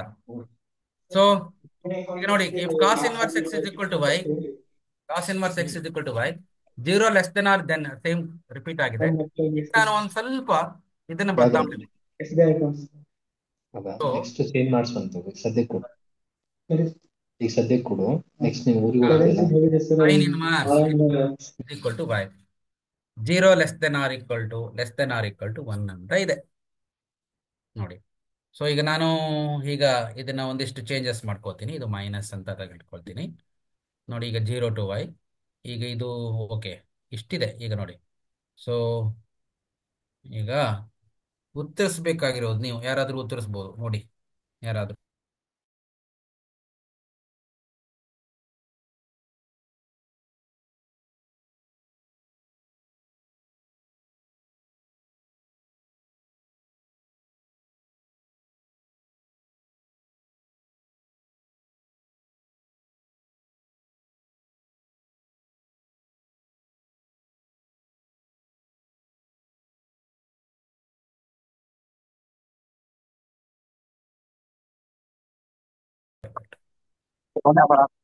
ನಮ್ಗೆ ನೋಡಿ ಯಾವ ತರ ಆಗುತ್ತೆ ಅಂತಂದ್ರೆ, ಸರ್ ಒಂದ್ ಕಸ ಮಾಡ್ದ ಆ ಟಕ ಹೆಚ್ಚಿ ಮೈಂಡ್ ಗ್ರೋಸರ್ ಮಾಡಿಲ್ಲ ಹಂಗ್ ಮಾಡ್ಬಿಡ್ರು. ಸರ್ ಮ್ಯೂಟ್ ಮಾಡ್ಕೊಳ್ಳಿ. 0 less than or equal to x less than or equal to 1 ಅನ್ನೊಂದು ಕಾನ್ಸೆಪ್ಟ್ ಇದೆ ಇಲ್ಲಿ ನೋಡಿ, ಅರ್ಥ ಮಾಡ್ಕೊಳ್ಳಿ. ನೀವೆಲ್ಲರೂ ಇದನ್ನು ಉತ್ತರಿಸಿದಿರಿ, ದಟ್ ಈಸ್ ರಾಂಗ್ ನೋಡಿ. ಒಂದು ಸಣ್ಣ ಪ್ರಶ್ನೆ, ನಾವು ಎಷ್ಟರ ಮಟ್ಟಿಗೆ ನಾವು ಅರ್ಥ ಮಾಡ್ಕೊಂಡಿದೀವಿ ಅನ್ನೋದು ಬಹಳ ಮುಖ್ಯ. Sine inverse x is equal to y ಅಂತ ಇದೆ. 0 less than or equal to x less than or equal to 1 ಇದೆ. ನಿಮ್ಮ ಉತ್ತರ ಬಿ ಯಾವಾಗ ಆಗುತ್ತೆ ಗೊತ್ತಾ? ಇದು -1 less than or equal to x less than or equal to 1 ಇದ್ದಾಗ ಮಾತ್ರ. ಅದಕ್ಕೆ ಟ್ವಿಸ್ಟ್ ಆಗಿದೆ ಇಲ್ಲಿ ಪ್ರಶ್ನೆ. ನೀವು ಎಲ್ಲರೂ ಹೀಗೆ ಉತ್ತರಿಸ್ತೀರಿ ಅಂತ ಹೇಳಿ ಈ ತರ ಉತ್ತರ ಇದೆ, ಇದಲ್ಲ ನೋಡಿ. ಇಲ್ಲಿ ಕೊಟ್ಟಿರೋ ಕಂಡೀಷನ್ ಏನು? ಎಕ್ಸ್ ಅನ್ನೋದು 0 to 1 ಇದ್ದಾಗ -π/2 to +π/2 ಆಗಿರಲ್ಲ. This is the answer. 0 to π/2, this is the actual correct answer. 0 to π/2 ಇದಲ್ಲ. ಇವನ್ ದೋ ಇಟ್ ಇಸ್ ಕರೆಕ್ಟ್ ಇದ್ರೂ ಕೂಡ, ಆದ್ರೆ ನಾವು ಅಕ್ಯುರೇಟ್ ಆಗಿ ನಾವು ಹೇಳ್ಬೇಕಾಗತ್ತೆ. This is the right answer. 0 to π/2 ಅಂದ್ರೆ ಅಷ್ಟರ ಒಳಗೆ, ಅಂದ್ರೆ 0ದಿಂದ 1 ವರೆಗೆ ಇದ್ದಾಗ ಓಕೆ, ನಮಗೆ ಪ್ರಿನ್ಸಿಪಲ್ ವ್ಯಾಲ್ಯೂ ಏನಾಗಿರುತ್ತೆ ಅಂತಂದ್ರೆ 0 to π/2, ನಾಟ್ -π/2 to +π/2. ಇದೇ ಪ್ರಶ್ನೆ ಇಲ್ಲಿ ಬರುತ್ತೆ ನೋಡಿ. ಇದು ಇಲ್ಲೂ ಕೂಡ ಇಲ್ಲೊಂದು ಕಂಡೀಷನ್ ಇದೆ, ಇದಕ್ಕೂ ಉತ್ತರಿಸ್ಕೊಳ್ಳಿ. ಸೊ ಈ ತರದ ಐಡಿಯಾಸ್ಗಳು ಇರಬೇಕು. ಈಗ ನೋಡಿ, ಇಲ್ಲೊಂದು ಪ್ರಶ್ನೆ ಇದೆ, range of sine inverse x other than -π/2 to +π/2. ಇದು ನಾವು ಪ್ರಿನ್ಸಿಪಲ್ ವ್ಯಾಲ್ಯೂ ಅಂತ ಹೇಳಿರೋದು. ಸೊ ಹೇಗ್ ಮಾಡ್ಕೋಬೇಕು? Principal value range of sine inverse x other than -π/2 to +π/2 ನೋಡಿ. ಈಗ ಇದರಲ್ಲಿ ಉತ್ತರ ಸಿಗೋದು ಹೇಗೆ ಅಂತಂದ್ರೆ, ನೋಡಿ, this is the thing. So ಈ ತರ ಪ್ರಶ್ನೆ ಇದೆಯಲ್ಲ, ನಾವೇನ್ ಮಾಡಬೇಕು? ಒಂದು ಸೈನ್ ಫಂಕ್ಷನ್ ಅನ್ನ ಗ್ರಾಫ್ ನೋಡಬೇಕು. ಸೈನ್ ಫಂಕ್ಷನ್ ಗ್ರಾಫ್ ಹೇಗಿರುತ್ತೆ ನೋಡಿ, ಸೈನ್ ಫಂಕ್ಷನ್ ಗ್ರಾಫ್. ಸೊ ಇದು ಈ ತರ ಫಂಕ್ಷನ್ ಗ್ರಾಫ್ ಇದೆ ಅಂತ ಇಟ್ಕೊಳ್ಳೋಣ. ಸೊ ಇದು 0, ಇದು π/2, ಇದು π, ಇದು 3π/2, ಇದು 2π. ಸೈನ್ ಫಂಕ್ಷನ್ ಗ್ರಾಫ್ ತುಂಬಾ ಇಂಪಾರ್ಟೆಂಟು, ಗೊತ್ತಿರಬೇಕು. ಇದು -π/2, ಇದು -π, ಹೀಗೆ ಹೇಳ್ತಾ ಹೋಗ್ಬೋದು ನೋಡಿ. ಒಂದು ಫಂಕ್ಷನ್ 1 ಅಂಡ್ ಆನ್ ಟು ಆಗಿರುತ್ತೆ ಯಾವಾಗ ಅಂದ್ರೆ, ಈ concept application of derivative concept. ಒಂದು ಫಂಕ್ಷನ್ನು ಸ್ಟ್ರಿಕ್ಟ್ಲಿ ಇನ್ಕ್ರೀಸಿಂಗ್ ಆಗಿದ್ರೆ ಇಂಟರ್ವಲ್ ಅಲ್ಲಿ, ಸ್ಟ್ರಿಕ್ಟ್ಲಿ ಇನ್ಕ್ರೀಸಿಂಗ್, ನಾನು ಹೀಗೆ ಬರೀತಿದ್ದೀನಿ, ಸ್ಟ್ರಿಕ್ಟ್ಲಿ ಇನ್ಕ್ರೀಸಿಂಗ್ ಆಗಿದ್ರೆ ಅಥವಾ ಸ್ಟ್ರಿಕ್ಟ್ಲಿ ಡಿಕ್ರೀಸಿಂಗ್ ಆಗಿರುತ್ತೋ ಅಲ್ಲಿ ಫಂಕ್ಷನ್ ಏನಾಗಿರುತ್ತೆ? 1 ಅಂಡ್ ಆನ್ ಟು ಆಗಿರುತ್ತೆ. ಬುಕ್ಕಲ್ಲಿ ಈ ಕಾನ್ಸೆಪ್ಟ್ ಇದೆಯಲ್ಲ, ಅಪ್ಲಿಕೇಶನ್ ಆಫ್ ಡೆರಿವೇಟಿವ್ ಅಲ್ಲಿ ಮ್ಯಾಕ್ಸಿಮಾ ಮತ್ತು ಮಿನಿಮಾ ಕಾನ್ಸೆಪ್ಟ್ ಅಲ್ಲಿ ಇದನ್ನೆಲ್ಲೋ ಒಂದ್ ಕಡೆ ಬರುತ್ತೆ. ಫಂಕ್ಷನ್ ಇಸ್ ಇನ್ವರ್ಟಿಬಲ್ ಯಾವಾಗ? ಫಂಕ್ಷನ್ 1 ಅಂಡ್ ಆನ್ ಟು ಆದಾಗ. ಈ ಯಾವಾಗ ಯಾವ ಇಂಟರ್ವಲ್ ಅಲ್ಲಿ ಫಂಕ್ಷನ್ ಇನ್ಕ್ರೀಸಿಂಗ್ ಆಗಿರುತ್ತೋ ಡಿಕ್ರೀಸಿಂಗ್ ಆಗಿರುತ್ತೋ ಅಲ್ಲಿ ಫಂಕ್ಷನ್ 1 ಆಗಿರುತ್ತೆ. ಎಲ್ಲಿ ಒನ್ ಒನ್ ಆಗಿರುತ್ತಲ್ವಾ, ಒನ್ ಒನ್ ಮತ್ತೆ ಆಂಟು ಆಗಿರುತ್ತಲ್ವಾ, ಆಗ ಫಂಕ್ಷನ್ ಇನ್ವರ್ಸ್ ಎಕ್ಸಿಸ್ಟ್ ಆಗುತ್ತೆ. ಈಗ ನೋಡಿ, ಇಲ್ಲೋ ಇಂಟರ್ವಲ್ ಇದೆಯಲ್ಲ, -π/2 to +π/2, ನೋಡಿ ಇಲ್ಲಿದೆ ನೋಡಿ, -π/2 to +π/2, ನೋಡಿ -π/2 to +π/2, ನೋಡಿ ಇಲ್ಲಿಂದ ಇಲ್ಲಿವರೆಗೆ ಸ್ಟ್ರಿಕ್ಟ್ಲಿ ಇನ್ಕ್ರೀಸಿಂಗ್ ಫಂಕ್ಷನ್. ನೋಡಿ, ಈ ಸ್ಟ್ರಿಕ್ಟ್ಲಿ ಇನ್ಕ್ರೀಸಿಂಗ್ ಫಂಕ್ಷನ್ ಅಲ್ಲಿ function is one one and onto ಆಗಿರುತ್ತೆ. ಹಾಗಾದ್ರೆ ಇದನ್ನ ಬಿಟ್ರೆ ಮತ್ತೆಲ್ಲಿದೆ ನೋಡಿ, ಇಲ್ಲಿದೆ ನೋಡಿ, ಇಲ್ಲಿ ಹಿಯರ್, ಇಲ್ಲಿಂದ ಶುರುವಾಗುತ್ತೆ π/2 to 3π/2, function is strictly decreasing. ನೋಡಿ, ಫಂಕ್ಷನ್ ಇಸ್ ಸ್ಟ್ರಿಕ್ಟ್ಲಿ ಡಿಕ್ರೀಸಿಂಗ್. ಇಲ್ಲಿ ಒನ್ ಒನ್ ಆಗಿರುತ್ತೆ. ಒಂದು ಆಪ್ಷನ್ ಇದೆ ಇಲ್ಲಿ, π/2 to 3π/2, ನೋಡಿ ಕ್ಲಿಯರ್ ಆಗಿದೆ. ನೋಡಿ, suppose if you take 0 to π ತಗೊಳ್ಳಿ, 0 to π ಎಲ್ಲಿವರೆಗೆ ಇದೆ ನೋಡಿ, ಇಲ್ಲಿದೆ 0 to π, ಇಲ್ಲಿದೆ 0, ಇಲ್ಲಿದೆ π. ಸೊ ಏನಾಯ್ತು, ಇದು ದೊಡ್ಡ ಮ್ಯಾಕ್ಸಿಮಮ್ ಬರುತ್ತೆ ಇಲ್ಲಿ. ಇದು ಇನ್ಕ್ರೀಸಿಂಗು ಅಲ್ಲ, ಡಿಕ್ರೀಸಿಂಗು ಅಲ್ಲ. This is how we can make the range of sine inverse X. ಒಂದು ಕಾನ್ಸೆಪ್ಟ್ಗಳನ್ನ ಹಾಗೆ ಅರ್ಥ ಮಾಡ್ಕೋಬೇಕು ನಾವು ಹೇಗೆ ಅಂತ. ಸೊ ಹೇಗೆ ಅದೇ ತರ ಕಾಸ್ ಎಕ್ಸ್ಗೆ, ಟ್ಯಾನ್ ಎಕ್ಸ್ಗೆ ಅರ್ಥ ಮಾಡ್ಕೋಬೇಕು, ಇದು ಮುಖ್ಯ. So range of secant inverse x, sine inverse x, ನೋಡಿ ಇದು. ಈಗ graph of the function sine inverse x the reflection of the graph of the function y is equal to sine x. ಅಂದ್ರೆ sine inverse function sine x both are mirror images in the interval. ಹಾಗಾದ್ರೆ ಯಾವ line ಮೇಲೆ ಇರುತ್ತೆ, ಇದು y is equal to x. ಇದು ನಿಮ್ಮ text book ನಲ್ಲಿ ಇದೆ. ಅಷ್ಟೇ ಅಲ್ಲ, graph of the function is the reflection of the y is equal to cos x along the line. Cos x ಇದು ನೋಡಿ, cos inverse x along the line y is equal to x. ಇಲ್ಲೇ ಇದೆ answer ಅದಕ್ಕೆ, ಮೇಲ್ಗಡೆಗೆ 6ಗೆ ಕಾಸ್ inverse X ಆಗಿರುತ್ತೆ. ಇದು ನಾವು ಇಲ್ಲಿ ಈ ತರದ ಒಂದಿಷ್ಟು ಉತ್ತರಗಳನ್ನ ಅಲ್ಲಿ ನಾವು ನೋಡ್ಕೋಬೇಕು. ಇದು ಎಲ್ಲಿ ಇನ್ವರ್ಸ್ ಟ್ರಿಗೊನೋಮೆಟ್ರಿ ಫಂಕ್ಷನ್ಗೆ. ಓಕೆ, ನಾನೀಗ ಅಲ್ಲಿ find the value, simplest form ಇವೆಲ್ಲ ಬಿಡಿ, ಆದರೆ ಅದನ್ನ ಬಿಟ್ಟು ಒಂದಿಷ್ಟು ಎಡಿಷನಲ್ ಆಗಿ ನಾವು ನೋಡ್ಕೋಬೇಕು. ಇನ್ನು ಮ್ಯಾಟ್ರಿಸಿಸ್ ನಲ್ಲಿ ನೋಡಿ, ಮ್ಯಾಟ್ರಿಸಿಸ್ ಇಸ್ ಅನದರ್. ನೋಡಿ, ಅಲ್ಲಿ ಬಹಳ ಎಕ್ಸ್ಟ್ರಾಡಿನರಿ ಐಡಿಯಾಸ್ಗಳಲ್ಲಿ ಇಲ್ಲ, ಆದರೆ ಒಂದಿಷ್ಟು ಏನಾಗುತ್ತೆ ನಮಗೆ, ಅದು ಮ್ಯಾಥಮೆಟಿಕಲಿ ಡೆಫಿನೇಷನ್ ಗೊತ್ತಿರಬೇಕು. ನೋಡಿ, Aij is a symmetric matrix of order m/n. ಆವಾಗ ಮ್ಯಾಥಮೆಟಿಕಲಿ ಏನಾಗುತ್ತೆ, m is equal to n square ಮ್ಯಾಟ್ರಿಕ್ಸೇ ಆಗಿರ್ಬೇಕು. ಅದು m is equal to n ಅಂದರೆ ಸಿಮೆಟ್ರಿಕ್ ಮ್ಯಾಟ್ರಿಕ್ಸ್ ಆಗಲಿ, ಸ್ಕ್ಯೂ ಸಿಮೆಟ್ರಿಕ್ ಮ್ಯಾಟ್ರಿಕ್ಸ್ ಆಗಲಿ, ಸ್ಕ್ವೇರ್ ಮ್ಯಾಟ್ರಿಕ್ಸ್ ಆಗಿರಬೇಕು. ಮತ್ತೆ ಹೇಗಿರಬೇಕು, Aij is equal to Aji for all i and j. Symmetric matrix ಅಂದ್ರೆ ಏನಾಗಿರುತ್ತೆ ನೋಡಿ, symmetric matrix, see this is how we are taking. ಈಗ ಸಿಮೆಟ್ರಿಕ್ ಮ್ಯಾಟ್ರಿಕ್ಸ್ ಅಂತಂದ್ರೆ, ಈಗ ನೋಡಿ, ಇದು ಸಿಮೆಟ್ರಿಕ್ ಮ್ಯಾಟ್ರಿಕ್ಸ್. ಸಪೋಸ್ ಈಗ ಇಟ್ಕೊಳ್ಳೋಣ 1 2 3 ಅಂತ, ಇದು 2 3 5, ಇದು ಅಷ್ಟೇ 2 3 5 2 3 5. ನೋಡಿ, ಇದು ಇದು ಇದು ಇದು ಇದು ಇದು ನೋಡಿ, ಇದು A2 ಇದೆಯಲ್ಲ, ಇದು A21 ಆಗಿದ್ರೆ ಇದಿದೆಯಲ್ಲ, ಇದು E2, ಇದು A12 ಆಗಿರುತ್ತೆ. ಇದು Aji ಆಗಿದ್ರೆ ಇದು Aij ಆಗಿರುತ್ತೆ. Both are equal.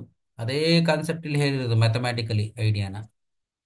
ಇದನ್ನೇ ನಾವೇನು ಹೇಳ್ತೀವಿ, ಸಿಮೆಟ್ರಿಕ್ ಮ್ಯಾಟ್ರಿಕ್ಸ್ ಯಾವಾಗ ಆಗುತ್ತೆ ಅಂತಂದ್ರೆ transpose of A is equal to A ಅಂತ.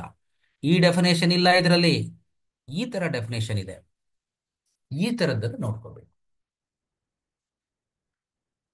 So even for A diagonal matrix, ನೋಡಿ ಡಯಾಗನಲ್ ಮ್ಯಾಟ್ರಿಕ್ಸ್, ಈಗ ಡಯಾಗನಲ್ ಮ್ಯಾಟ್ರಿಕ್ಸ್ ಅಂದ್ರೆ ಏನಾಗಿದೆ ನೋಡಿ.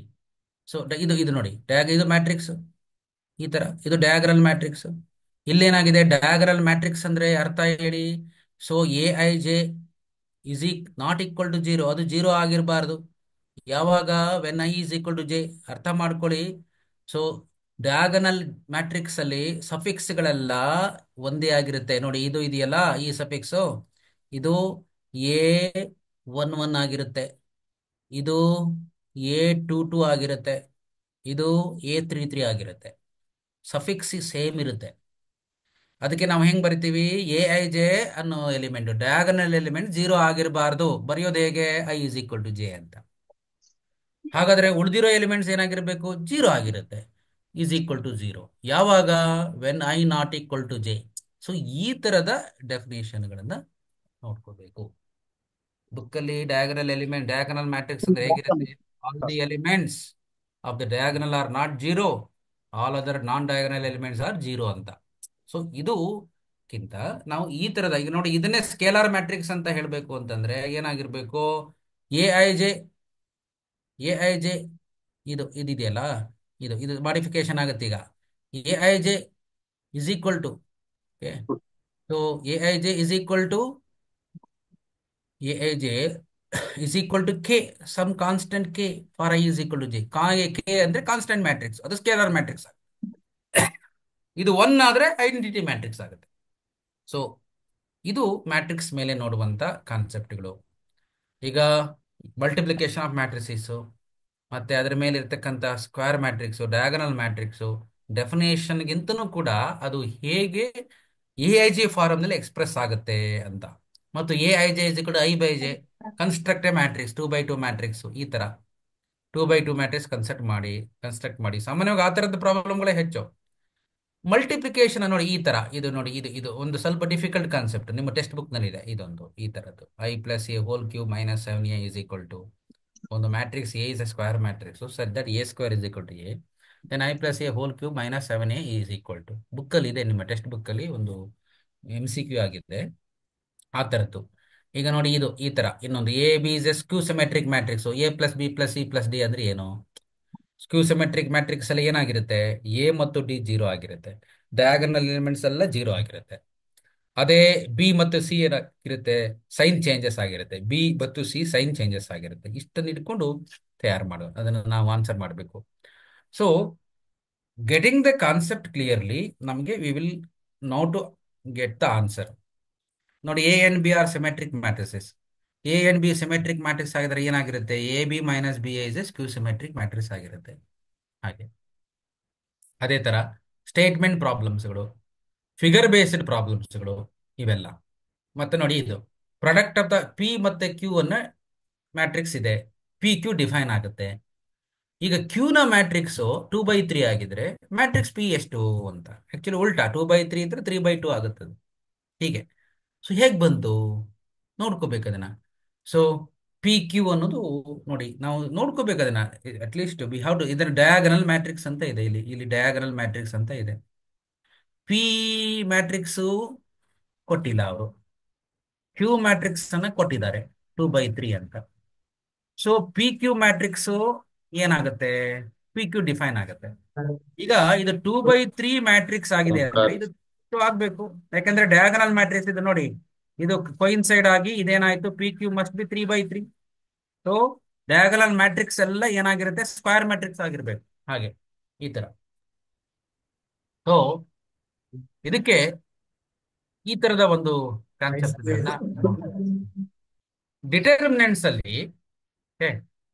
ಈಗ ನೋಡಿ, ಈಗ ಇದೊಂದು ಪ್ರಾಪರ್ಟಿ ಈ ತರ, value of the determinant when a row or column of a matrix is multiplied and added to the corresponding elements of any other row, ಅಥವಾ value of the determinant when a row or column is multiplied by any corresponding elements of any other row, zero ಆಗುತ್ತೆ.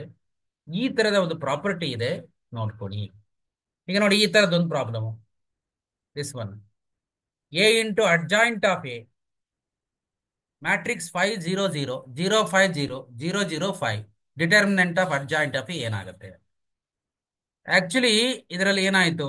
Determinant of A is 5 ಆಗುತ್ತೆ.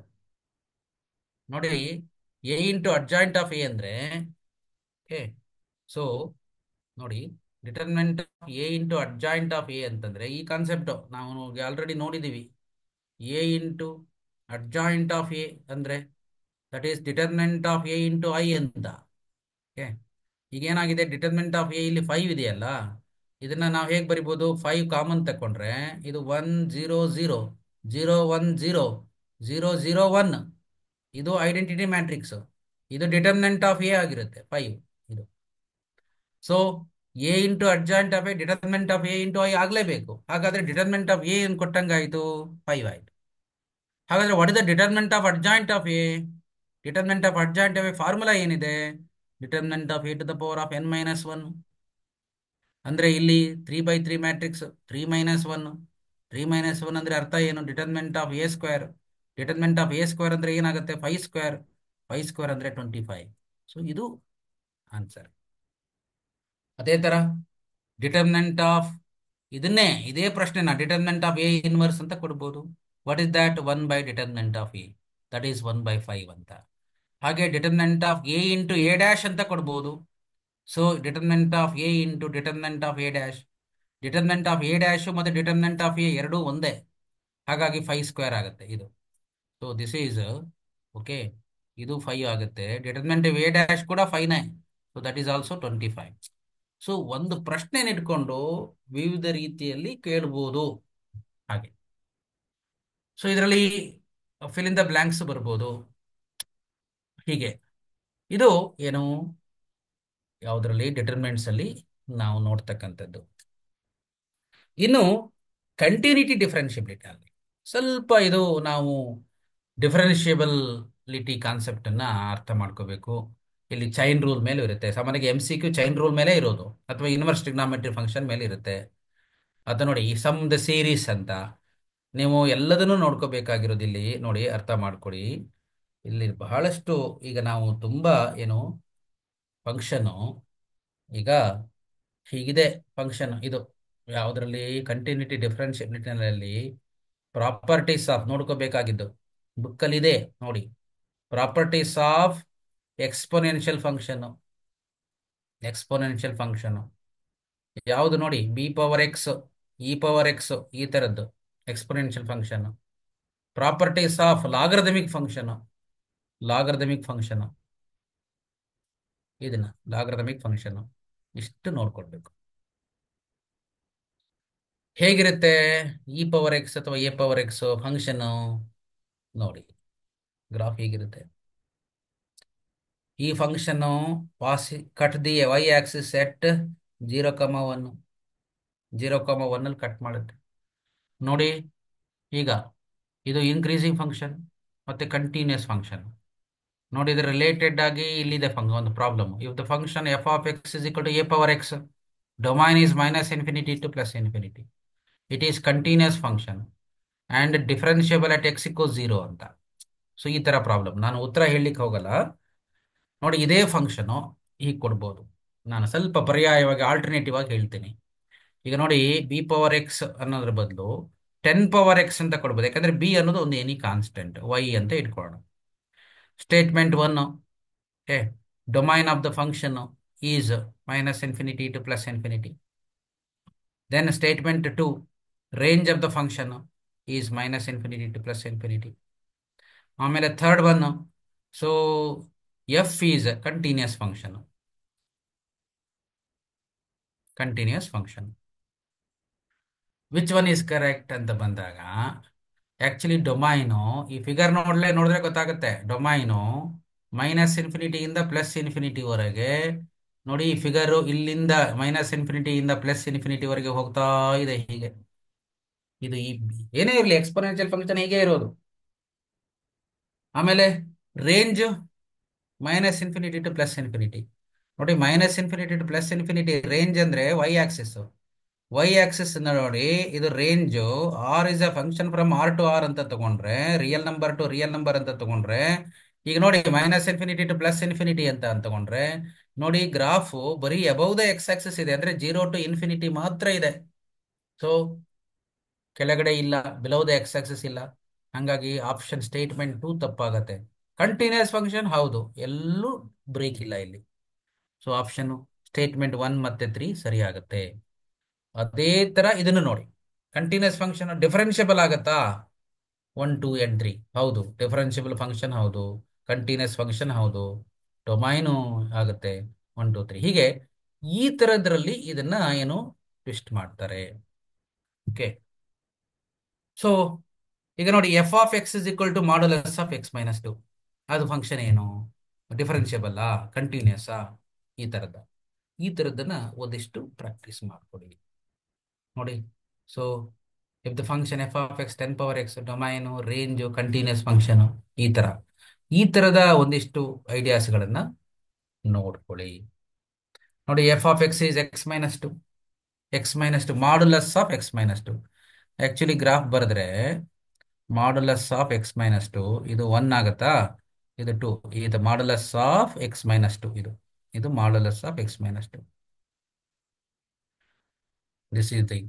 ನೋಡಿ, ಈ function continuous at x equals two ನಾ, ಸರಿ. Two statement.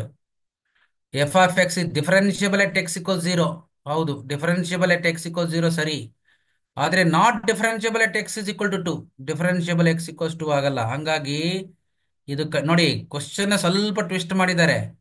F of x is differentiable at x equal 0 ಅಂತ ಕೊಟ್ಬಿಟ್ಟಿದ್ದಾರೆ.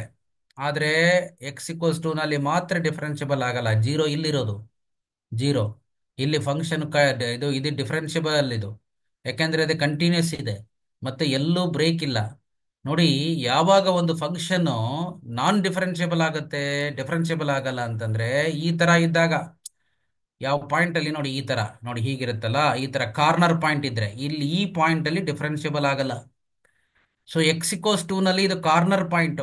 ಈ F of X ಮಾಡ್ of x minus 2 ಇಲ್ಲಿ ಡಿಫರೆನ್ಷಿಯಬಲ್ ಆಗಲ್ಲ.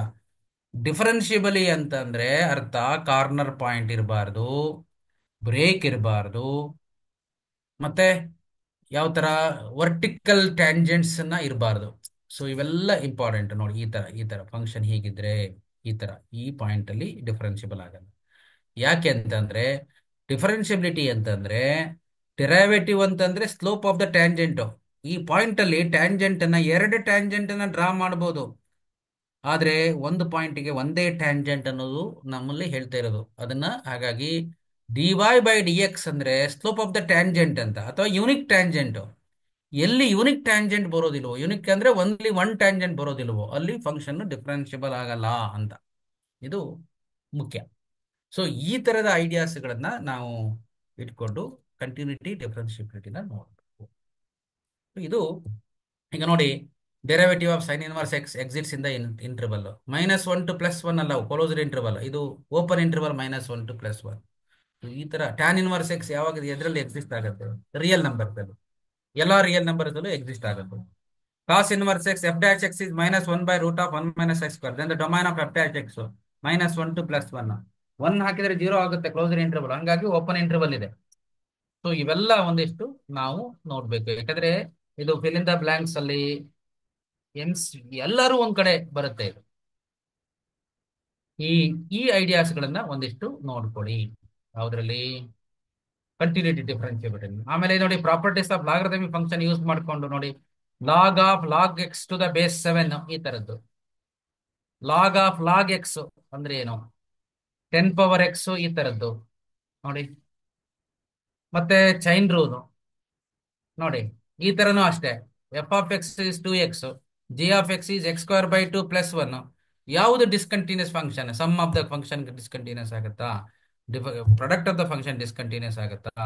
ಆಕ್ಚುಲಿ ಎರಡು ಫಂಕ್ಷನ್ ಕಂಟಿನ್ಯೂಸ್ ಆಗಿದ್ರೆ ಸಮ್ಮು, ಪ್ರಾಡಕ್ಟು ಮತ್ತೆ ಡಿಫರೆನ್ಸ್ ಕಂಟಿನ್ಯೂಸ್ ಆಗ್ಬಿಡುತ್ತೆ. ಆದ್ರೆ ಒಂದೇ ಒಂದು ಎಕ್ಸೆಪ್ಷನಲ್ ಕೇಸಸ್ ಅಂದ್ರೆ ಡಿವಿಷನ್.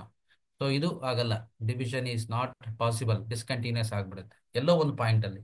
ಇವೆಲ್ಲ ನೋಡ್ಕೋಬೇಕು. ಇನ್ನು ಅಪ್ಲಿಕೇಶನ್ ಆಫ್ ಡೆರಿವೇಟಿವ್ ನಲ್ಲಿ ಸಾಮಾನ್ಯವಾಗಿ ಏನಿದೆ, ಈ ರೇಟ್ ಚೇಂಜ್ ಇದೆಯಲ್ಲ, ಅದನ್ನ 1 ಮಾರ್ಕ್ ಕೇಳ್ತಾರೆ. ಅಂದ್ರೆ rate of change of area of the circle, area of the rectangle, ಮತ್ತೆ ಟೋಟಲ್ ರೆವಿನ್ಯೂ. ಈ ತರದ ಪ್ರಾಬ್ಲಮ್ ಅನ್ನು ಫಿಲ್ ಇನ್ ದ ಬ್ಲಾಂಕ್ಸ್ ಅಲ್ಲಿ ಕೇಳ್ಬೋದು. ಟೋಟಲ್ ರೆವಿನ್ಯೂ, ಮಾರ್ಜಿನಲ್ ರೆವಿನ್ಯೂ ಏನು, ಈ ತರದ್ದನ್ನ ಅದು ನೋಡ್ಕೊಳ್ಳಿ. ಮತ್ತೆ ಪಾಯಿಂಟ್ ಆಫ್ ಇನ್ಫ್ಲೆಕ್ಷನ್ ಏನು, y = x³ ಗೆ 0, 0 x = 0 is the point of inflection. So ಈ ತರ ಯಾವ ಪಾಯಿಂಟ್ ಅಲ್ಲಿ, ಯಾವ ಇಂಟರ್ವಲ್ ಅಲ್ಲಿ ಫಂಕ್ಷನ್ sin x ಇನ್ಕ್ರೀಸಿಂಗ್ ಆಗಿದೆ, ಡಿಕ್ರೀಸಿಂಗ್ ಆಗಿದೆ, ಈ ತರ. ಮತ್ತೆ local minimum value of function f of X 3 + ಮಾಡಿ ಬುಕ್ ಅಲ್ಲಿ ಇದೆ, ಈ ತರದ್ದು ನೋಡಿ. ಎಕ್ಸ್ ಬಿಲಾಂಗ್ಸ್ ಟು ನೋಡಿ, maximum value of the function f of X x belong closed interval ಇದ್ರೆ ನೋಡಿ, ಇದು ಓಪನ್ ಇಂಟರ್ವಲ್ ಇದ್ರೆ maximum value minimum value exist ಆಗಲ್ಲ. ಇಲ್ಲಿ ಕೊಟ್ಟಿರೋದು ಕ್ಲೋಸ್ಡ್ ಇಂಟರ್ವಲ್, ಅರ್ಥ ಮಾಡ್ಕೊಳ್ಳಿ. ಒಂದ್ ವೇಳೆ ಇದೇ ಪ್ರಾಬ್ಲಮ್ ಅನ್ನ 0, 1 ಓಪನ್ ಇಂಟರ್ವಲ್ ಕೊಟ್ರೆ option D is the correct choice. But ಇಲ್ಲಿ ಏನಾಗಿದೆ, ಕ್ಲೋಸ್ಡ್ ಇಂಟರ್ವಲ್ ಕೊಟ್ಟಿರೋದ್ರಿಂದ ಎಕ್ಸ್ ಅಂದ್ರೆ ಮ್ಯಾಕ್ಸಿಮಮ್ ವ್ಯಾಲ್ಯೂ 1 ಗೆ ಬರುತ್ತೆ. ಅಂದ್ರೆ x = 1 ಹಾಕಿದ್ರೆ 1 is the maximum value. This choice is the correct choice. ಹೀಗೆ ನಾನಿಲ್ಲಿ ಈ ಪ್ರಶ್ನೆಗೆ ಉತ್ತರ ಎಲ್ಲ ಹೇಳಲಿಕ್ಕೆ ಸಾಧ್ಯ ಇಲ್ಲ. ಒಂದಿಷ್ಟು ಸಜೆಷನ್ಸ್, ಹಿಂಟ್ಸ್ ಅನ್ನ ಕೊಡ್ತಾ ಇದ್ದೀನಿ. ಅಂದ್ರೆ ಈ ತರದನ್ನ ನೋಡ್ಕೋಬೇಕು. ಅದನ್ನ ನಿಮ್ಮ ಏನು ಟೀಚರ್ಸ್ ಮತ್ತು lecturers will help you. So ಅದನ್ನ ಗಮನದಲ್ಲಿ ಇಟ್ಕೊಳ್ಳಿ, ಅಂದ್ರೆ ಯಾವ ತರದ ವೆರೈಟಿ ಬರುತ್ತೆ ಅಂತ. ಈಗ ಇದು, ಈಗ ಸಪೋಸ್ ಈಗ point of inflection of the curve ಅಂದ್ರೆ ಏನು? ಎಲ್ಲಿದೆ ನೋಡಿ, f dash x changes it sign from positive to negative. Positive to negative ಅಂತ ಅಂದ್ರೆ ಅದು local maxima, negative to positive ಅಂತಂದ್ರೆ ಲೋಕಲ್ ಮಿನಿಮಾ. ಏನು ಸೈನ್ ಚೇಂಜ್ ಮಾಡಲಿಲ್ಲ ಅಂತಂದ್ರೆ ನೋಡಿ, f dash x does not exists point of inflection. So ಈ ತರ ಸೈನ್ ಚೇಂಜಸ್ ಮಾಡಲಿಲ್ಲ ಅಂತಂದ್ರೆ ಅದು ದಟ್ ಈಸ್ ದ ಪಾಯಿಂಟ್, ಯಾವುದು ಇನ್ಫ್ಲೆಕ್ಷನ್ ಪಾಯಿಂಟ್. ಸೊ ಇದನ್ನ ಅಲ್ಲಿ ತಪ್ಪಾಗಿದೆ. Point of inflection of the curve ನೋಡಿ, ಇದನ್ನ ನಾವು ಡಿರೈವೇಟಿವ್ ತಗೊಂಡು ಎಕ್ಸ್ ಈಕ್ವಲ್ಸ್ 1 ನಲ್ಲಿ ಪಾಯಿಂಟ್ ಆಫ್ ಇನ್ಫ್ಲೆಕ್ಷನ್ ಬರುತ್ತೆ. ಇದು ಡಿಫ್ರೆನ್ಶಿಯೇಟ್ ಮಾಡಬೇಕು. Point of inflection is the point where the concavity direction of the curve changes. ಅದು ಪಾಯಿಂಟ್ ಆಫ್ ಇನ್ಫ್ಲೆಕ್ಷನ್. ಸ್ವಲ್ಪ ಇದ್ರ ಬಗ್ಗೆ ನನಗೆ ಇಲ್ಲಿ ಹೇಳಲಿಕ್ಕೆ ಸಮಯ ಇಲ್ಲ, but I can say that teacher can help. ನೋಡಿ, x equal 0 is the point of inflection. ಈ ತರದ್ದು ಈ ಪಾಯಿಂಟ್ ಆಫ್ ಇನ್ಫ್ಲೆಕ್ಷನ್ ಬಗ್ಗೆ ಒಂದಿಷ್ಟು ಗಮನ ಹರಿಸಿ. ನೋಡಿ, ಈ ತರ ಒಂದು ಪ್ರಾಬ್ಲಮ್ ಇದೆ. Statement 1, point of inflection of the curve y is equal to x cube is x equal 0. Exactly right. ಆದ್ರೆ critical point of the function f of x is equal to log x, x equal 0 ಅಲ್ಲ. ಯಾಕೆಂದ್ರೆ log x critical point exist ಆಗಲ್ಲ. ಯಾಕೆ? ಅದು book ಅಲ್ಲಿದೆ statement. ಹಾಗಾಗಿ statement 1 is true, statement 2 is false. ಈ ತರ. ಸೊ ಇದು ಏನು ಮ್ಯಾಕ್ಸಿಮಮ್ ಮಿನಿಮಮ್. ಸ್ವಲ್ಪ ಏನು ಈ ಕಾನ್ಸೆಪ್ಟ್ ಅನ್ನ ಒಂದಿಷ್ಟು ಏನು ಸ್ವಲ್ಪ ಹೈಲೈಟ್ ಮಾಡ್ಬೋದು, ಅಂದ್ರೆ ಸ್ವಲ್ಪ ಡಿಫಿಕಲ್ಟಿ ಏರಿಯಾ ಕೊಡ್ಬೋದು. ಅಂದ್ರೆ ಮ್ಯಾಕ್ಸಿಮಮ್ ಮಿನಿಮಮ್ ಇಂಟಿಗ್ರಲ್ಸ್ ಈಸಿ ಆಗಿರುತ್ತೆ, ನಾಟ್ ಟು ವರಿ. ಯಾಕೆಂತಂದ್ರೆ ಇದು ನೋಡಿ, ಈ ತರದ ಪ್ರಾಬ್ಲಮ್ ಇದು ನನ್ನ ಬುಕ್ಕಲ್ಲಿ ಇದೆ, ನೋಡ್ಕೊಳ್ಳಿ. If d f by d x 4x cube by 3x by x to the power of such that f of 2 equal 0, then f of x is. Integrate ಮಾಡಿ ಮಾಡಬೇಕು. ಈ ತರದ್ದು ಸ್ವಲ್ಪ ಡಿಫರೆಂಟ್ ಆಗಿರೋದಷ್ಟೇ ಹೇಳ್ತಾ ಇದ್ದೀನಿ. ಈ ತರದನ್ನು ನೋಡಿ, ಹೀಗೆ. That is most important. ಆಮೇಲೆ ಇದು E power X f of x plus f dash X, ಈ ತರದನ್ನು ನೋಡ್ಕೊಳ್ಳಿ. ಸೊ ನೋಡಿ, ಈ ತರ ಇದು ಇಂಟಗ್ರೇಷನ್ ಬೈ ಪಾರ್ಟ್ಸ್, ಇದನ್ನ ನೋಡ್ಕೊಳ್ಳಿ ಈ ತರದನ್ನ. ಸೊ ಮತ್ತೆ ಪಾರ್ಷಲ್ ಫ್ರಾಕ್ಷನ್ಗಿಂತ ನಮಗೆ ಇಲ್ಲಿ ಮುಖ್ಯವಾಗಿರೋದು ಈ ಸ್ಟ್ಯಾಂಡರ್ಡ್. ನೋಡಿ, e power x sine x plus cos x, f of x plus f dash x ಎಲ್ಲ ಸಿಂಪಲ್ ಪ್ರಾಬ್ಲಮ್ ಅನ್ನು ನೋಡ್ಕೊಳ್ಳಿ. ಸೊ ಮುಖ್ಯವಾಗಿರೋದು ಇವೆಲ್ಲ. ಮತ್ತೆ ಡೆಫಿನೆಟ್ ಇಂಟೆಗ್ರಲ್ 6 ಮಾರ್ಕ್ಸ್ ಅಲ್ಲಿ ಇರೋದ್ರಿಂದ ಡೆಫಿನೆಟ್ ಇಂಟೆಗ್ರಲ್ ಮೇಲೆ ಪ್ರಾಬ್ಲಮ್ ಕೊಡೋದು ಕಡಿಮೆ. ಇಂಟಗ್ರೇಷನ್ ಬೈ ಪಾರ್ಟ್ಸ್ ನೋಡಿ. ಇನ್ನು ನೆಕ್ಸ್ಟ್ ಇಂಪಾರ್ಟೆಂಟ್ ಥಿಂಗ್ ಅಂದ್ರೆ ವೆಕ್ಟರ್ ಆಲ್ಜಿಬ್ರಾ. ವೆಕ್ಟರ್ ಆಲ್ಜಿಬ್ರಾದಲ್ಲಿ ಸ್ವಲ್ಪ ಟ್ವಿಸ್ಟ್ ಆಗುವಂತ ಸಾಧ್ಯತೆಗಳು ಇರುತ್ತೆ ನೋಡಿ. ಅದರಲ್ಲೂ ಯಾವುದು ಪ್ರೊಜೆಕ್ಷನ್ ವೆಕ್ಟರ್ ಮೇಲೆ, ಮತ್ತೆ ಡೈರೆಕ್ಷನ್ ಕೋಸೈನ್ಸ್, ಡೈರೆಕ್ಷನ್ ರೇಷಿಯೋ ಕಾನ್ಸೆಪ್ಟ್ಗಳ ಮೇಲೆ, ಇವೆಲ್ಲ ನೋಡಿ. ಈ ತರ ಇದೆ. ಈಗ projection of the vector along the x axis ನೋಡಿ. ಒಂದು ವೆಕ್ಟರ್ ಅನ್ನು ಕೊಟ್ಟಾಗ ಈಗ ನೋಡಿ, this is we need to understand. Vector a ಇದು 2i cap plus 4j cap ಮತ್ತು 5k ಕ್ಯಾಪ್. ಇದರಲ್ಲಿ ಈ ಕಾಂಪೊನೆಂಟ್ಸ್ ಇದೆಯಲ್ಲ, ಅದು ಈ ಕಾಂಪೊನೆಂಟ್ಸ್ ಇವು, ಈ ಕಾಂಪೊನೆಂಟ್ಸು ಈ 2 4 5 ಅನ್ನೋದು ಏನ್ ರೆಪ್ರೆಸೆಂಟ್ ಮಾಡುತ್ತೆ ವೆಕ್ಟರ್ ಆಲ್ಜಿಬ್ರಾದಲ್ಲಿ? They represent direction ratios. ಅಷ್ಟೇ ಅಲ್ಲ, they are representing projection of the vector, projection of the vector a on x axis, y axis and z axis respectively. ಇದು ರೆಪ್ರೆಸೆಂಟ್ ಮಾಡುತ್ತೆ. ಒಂದು ವೇಳೆ ಈ ವೆಕ್ಟರ್ ಎ ಅನ್ನೋದು ಯೂನಿಟ್ ವೆಕ್ಟರ್ ಆಗಿದ್ರೆ, ಓಕೆ, ಎ ಕ್ಯಾಪ್ ಅಂತ ಆಗ್ಬಿಟ್ರೆ ಇದೇನಾಗುತ್ತೆ? ಸೊ ನೋಡಿ, ಎ ಕ್ಯಾಪ್ ಅಂತ ಆದ್ರೆ ಎ 2i ಕ್ಯಾಪು ಮತ್ತೆ 4j ಕ್ಯಾಪು ಮತ್ತೆ 5k ಕ್ಯಾಪು. ಇದು ಯೂನಿಟ್ ವೆಕ್ಟರ್ ಆಗಿದ್ರೆ, ಇಲ್ಲ ಎ ಕ್ಯಾಪ್ ಅಂತ ಕೊಟ್ಟಿದ್ದೀನಿ, ಆ ಯೂನಿಟ್ ವೆಕ್ಟರ್ ಆಗಿದ್ರೆ ಸೊ 2 4 5 ಅನ್ನೋದು ಡೈರೆಕ್ಷನ್ ರೇಷಿಯೋಸ್ ಆಗಿರಲ್ಲ, ಡೈರೆಕ್ಷನ್ ಕೋಸೈನ್ಸ್ ಆಗಿರುತ್ತೆ. ಸೊ ಗ್ರಾಫ್ಸ್ ಆಫ್ ಕಂಟಿನ್ಯೂಟಿ ಮತ್ತು differentiability that can B explained, but ಆದ್ರೆ ಏನಾಗುತ್ತೆ, ಇಲ್ಲಿ ಒಬ್ರು ಪ್ರಶ್ನೆ ಕೇಳಿದ್ದೀರಿ. Okay, so time is limit.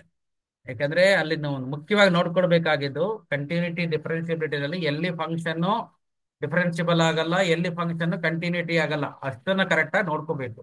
That is more than enough. So ತುಂಬಾ ಡೀಟೇಲ್ ಆಗಿ ಹೇಳೋದಕ್ಕೆ ಟೈಮ್ ಈಸ್ ಕನ್ಸ್ಟೆಂಟ್. ಹಾಗಾಗಿ ಒಂದಿಷ್ಟು ನಿಮ್ಮ ಲೆಕ್ಚರ್ಸ್ ಹೆಲ್ಪ್ ತಗೊಳ್ಳಿ, ಬೆಟರ್. ಆಮೇಲೆ ಇಲ್ಲಿ ನೋಡಿ, ಇದು projection of the vector A B is A B. ಅವಾಗ ತೀಟಾ ಏನಾಗುತ್ತೆ? 0 ಆಗುತ್ತೆ. ನೋಡಿ, ಈಗ ಎ ಬಿ ಅನ್ನೋದು ತೀಟಾ 0 ಆಯ್ತು ಅಂದ್ರೆ ಎ ಬಿನೇ ಆಗುತ್ತೆ. ಒಂದ್ ವೇಳೆ ತೀಟಾ ಪೈ ಆಗಿದ್ರೆ ನೋಡಿ, ಹೀಗೆ ಇದು ಹೀಗೂ ಇರುತ್ತೆ, ಹೀಗೂ ಇರುತ್ತೆ. So direction pi is 180 degree. ಆಗ projection is this side also, b ಎನೂ ಆಗುತ್ತೆ. Vector A B is B A. So ಈ ಪ್ರೊಜೆಕ್ಷನ್ ಕಾನ್ಸೆಪ್ಟ್ ಅನ್ನ ನೋಡ್ಕೊಡಿ. ಓಕೆ, ಥೀಟಾ ಪೈ ಇದೇ ಉಲ್ಟ್ ನೋಡಿ. Projection vector of A B on the directed line l if the angle theta is pi will be A vector. Pi ಇದ್ರೆ B A vector. ಅದನ್ನೇ ಒಂದಿಷ್ಟು ಬೇರೆ ತರದಲ್ಲಿ ಕೇಳ್ತಾರೆ. π/2 3π/2 ಇದ್ರೆ ಏನಾಗುತ್ತೆ? 0 ವೆಕ್ಟರ್ ಆಗುತ್ತೆ, projection vector. So this are all the things that you need to understand.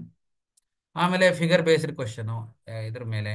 ಆಮೇಲೆ ನೋಡಿ, ಈಗ ಇದು ಈ concept, if vector a makes an angle alpha with respect to x axis then projection of vector a along the x axis is. Okay, projection of if vector a ಅನ್ನೋದು alpha with respect to x axis ಅಂದ್ರೆ ನೋಡಿ, ಈಗ suppose ಇದು X Axis, ಇದು Y Axis, so ಇದು vector A ಅಂತ ಅನ್ಕೊಂಡ್ರೆ, so ಇದು ಆಲ್ಫಾ ಫಾರ್ಮ್ ಮಾಡಿದೆ ಅಂತ ಅನ್ಕೊಂಡ್ರೆ, ನಾವು ಫಿಸಿಕ್ಸ್ ಅಲ್ಲಿ ನೋಡ್ತೀವಿ, ಇದು ಹಾರಿಜೆಂಟಲ್ ಕಾಂಪೊನೆಂಟ್, ಇದು ರೆಸೊಲ್ಯೂಷನ್ ಆಫ್ ವೆಕ್ಟರ್ ಅಂತ ತಗೊಂಡ್ರೆ ಇದು ಆರ್ ಅಂತ ಅನ್ಕೊಂಡ್ರೆ, ಇದು ವರ್ಟಿಕಲ್ ಕಾಂಪೊನೆಂಟ್. ಸೊ ಇದನ್ನ ಆರ್ ಕಾಸ್ ಆಲ್ಫಾ ಅಂತ ತಗೋತೀವಿ. ಯಾವುದು ಫಿಸಿಕ್ಸ್ ಅಲ್ಲಿ ಹೇಳ್ತೀವಿ ಹಾರಿಜೆಂಟಲ್ ಕಾಂಪೊನೆಂಟ್. ಇದು vertical component, r sine alpha ಅಂತ ಕರಿತೀವಿ. ಈಗ ಆರ್ ಅಂತ ಇಲ್ಲ, ಇಲ್ಲಿ ವೆಕ್ಟರ್ ಎ ಅಂತ ಇದೆ. ಹಾಗಾಗಿ ಏನ್ ತಗೋಬೇಕು ಇದನ್ನ?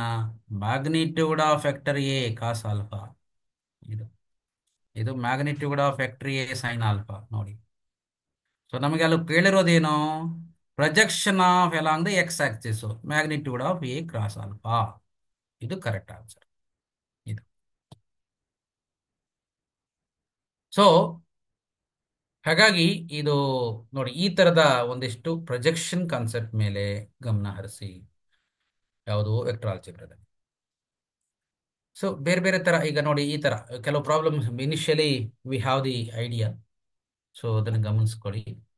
ಓಕೆ, ಈಗ ಕೆಲವೊಮ್ಮೆ ಏನಾಗುತ್ತೆ, ಈ ತರ ನೋಡಿ, ದಿಸ್ ಒನ್ ಈ ತರ ನೋಡಿ, ಇದು triangular law of addition. In triangle A B C, B A vector is 2a, B C vector is 3b, then 3c vector A C vector is ಅಂತ.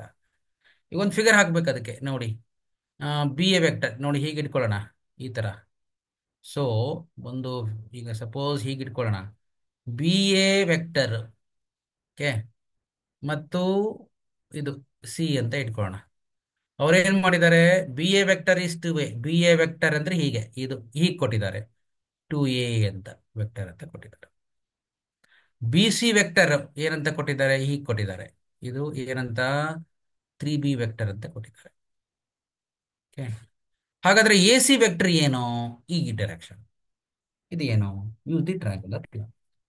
Good problem. ಎಷ್ಟರ ಮಟ್ಟಿಗೆ ಟ್ರ್ಯಾಂಗುಲರ್ ಲಾನ ಯೂಸ್ ಮಾಡ್ಕೊಂಡಿದ್ದೀರಿ ಅನ್ನೋದ್ರ ಮೇಲೆ depend.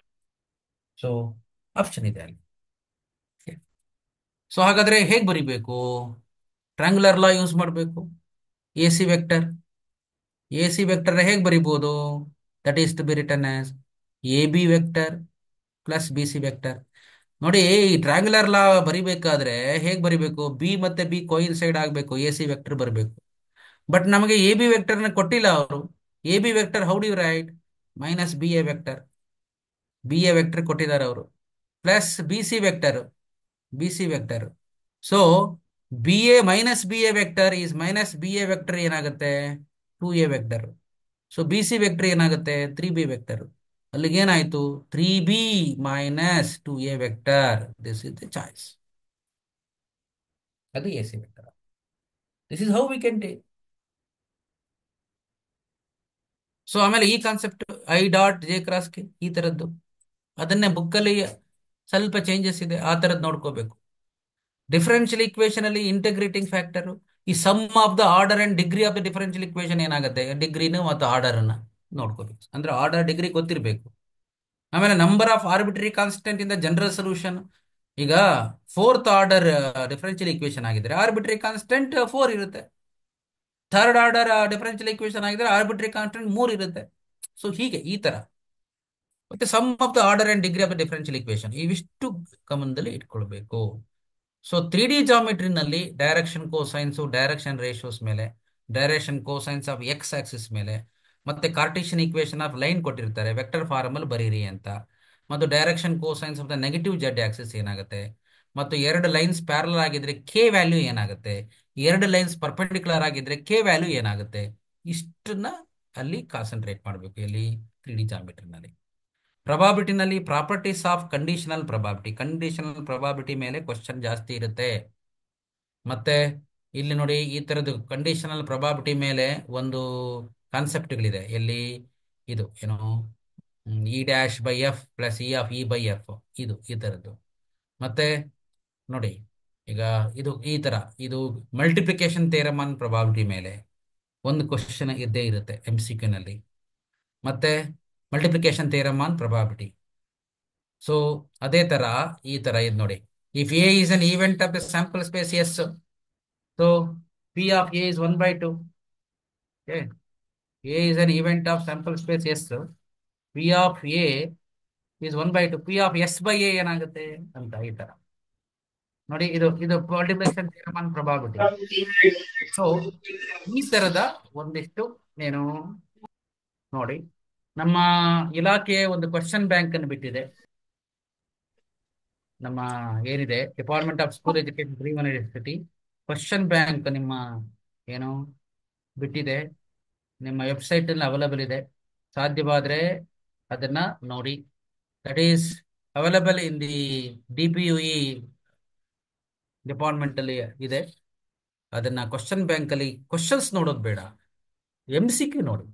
MCQ definitely will help you to get centum. That is a prestigious thing. ಯೋಚನೆ ಮಾಡಿ. So ನಮಗೆ ಇಷ್ಟು ನಾವು ಒಂದಿಷ್ಟು ತಯಾರು ಮಾಡಿಕೊಂಡ್ರೆ ನಾವು ಖಂಡಿತವಾಗೂ ಕೂಡ ಏನೋ ಒಂದಿಷ್ಟು ಏನು ಪ್ರಯತ್ನಗಳನ್ನು ಮಾಡಿದ್ರೆ ಒಂದು 100ಕ್ಕೆ 100 ಅಂಕಗಳನ್ನು ತೆಗಿಬೋದು. ಪಾಸ್ ಆಗೋದು ದೊಡ್ಡ ವಿಷಯ ಅಲ್ಲ. ಪಾಸ್ ಆಗೋದು ನಮಗೆ ಪಾರ್ಟ್ ಡಿ ಅಂಡ್ ಇ ನಲ್ಲಿ ತುಂಬಾ ಇದೆ, ಅದರಲ್ಲೇ ನಾವು ತಯಾರಾಗ್ಬಿಡ್ಬೋದು. ಸ್ಕೋರಿಂಗ್ ಇಂಪಾರ್ಟೆಂಟ್, ಸ್ಕೋರ್ ಮಾಡೋದು ಗಮನ ಹರಿಸ್ಕೋಬೇಕು. ಸೊ ಅದರಲ್ಲಿ ಹೆಚ್ಚು ನೀವು ಒಂದಿಷ್ಟು ಒಂದು ಸಿದ್ಧತೆಯನ್ನು ಮಾಡ್ಕೊಳ್ಳಿ, ಮತ್ತು ಆ ಸಿದ್ಧತೆ ನಿಮಗೆ ನಿಮ್ಮ ಏನು ಅದೊಂದು ಒಂದು ಸಹಾಯ ಮಾಡುತ್ತೆ. ಅಂದರೆ ನೀವು ಒಂದು ಪ್ಲ್ಯಾಂಡ್ ಆಗಿ ಒಂದು ಸರಿಯಾದ ರೀತಿಯಲ್ಲಿ ಈಗೇನು ಸಜೆಷನ್ಸ್ ಮತ್ತು ಟಿಪ್ಸನ್ನು ತಗೊಂಡು ಸರಿಯಾದ ರೀತಿಯಲ್ಲಿ ತಯಾರಾದರೆ ಖಂಡಿತವಾಗೂ ಯು ವಿಲ್ ಗೆಟ್ ಸಕ್ಸಸ್ಫುಲ್ ಅನ್ನೋದು ನನ್ನ ಸಲಹೆಗಳು. ಮತ್ತೇನಾದ್ರು ಇದ್ದರೆ ನಿಮಗೆ ನೀವು ಯಾರಾದರೂ ಇದ್ದರೆ ಕೇಳ್ಬೋದು. ಒಂದು around 5 to 10 minutes I can discuss with you. So anything ಮತ್ತೇನಾದರೂ ಇದ್ರೆ ನೀವು ಪ್ರಶ್ನೆಯನ್ನು ಕೇಳ್ಬೋದು. ಮಲ್ಲಿಕಾರ್ಜುನ್ ಸರ್.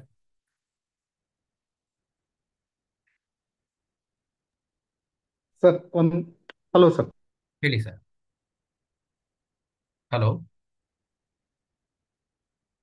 ಹಲೋ ಹಲೋ ಹಾಂ ಸರ್ ಹೇಳಿ. ಸರ್ ಕೇಳ್ತಾ ಇದೆ?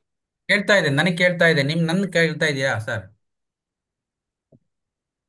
ಹಾ ಕೇಳ್ತಾ ಇದೆ ಸರ್, ಕೇಳ್ತಾ ಇದೆ. ಹಾಂ ಹೇಳಿ ಸರ್.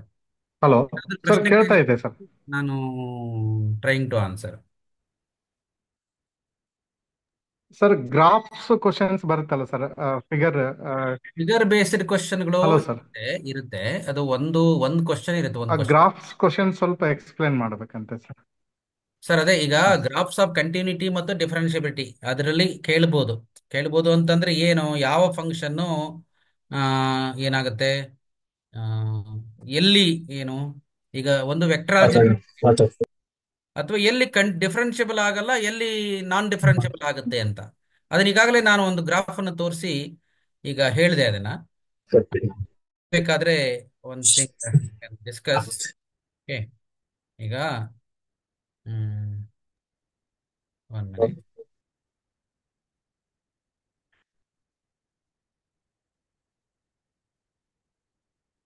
ನೋಡಿ.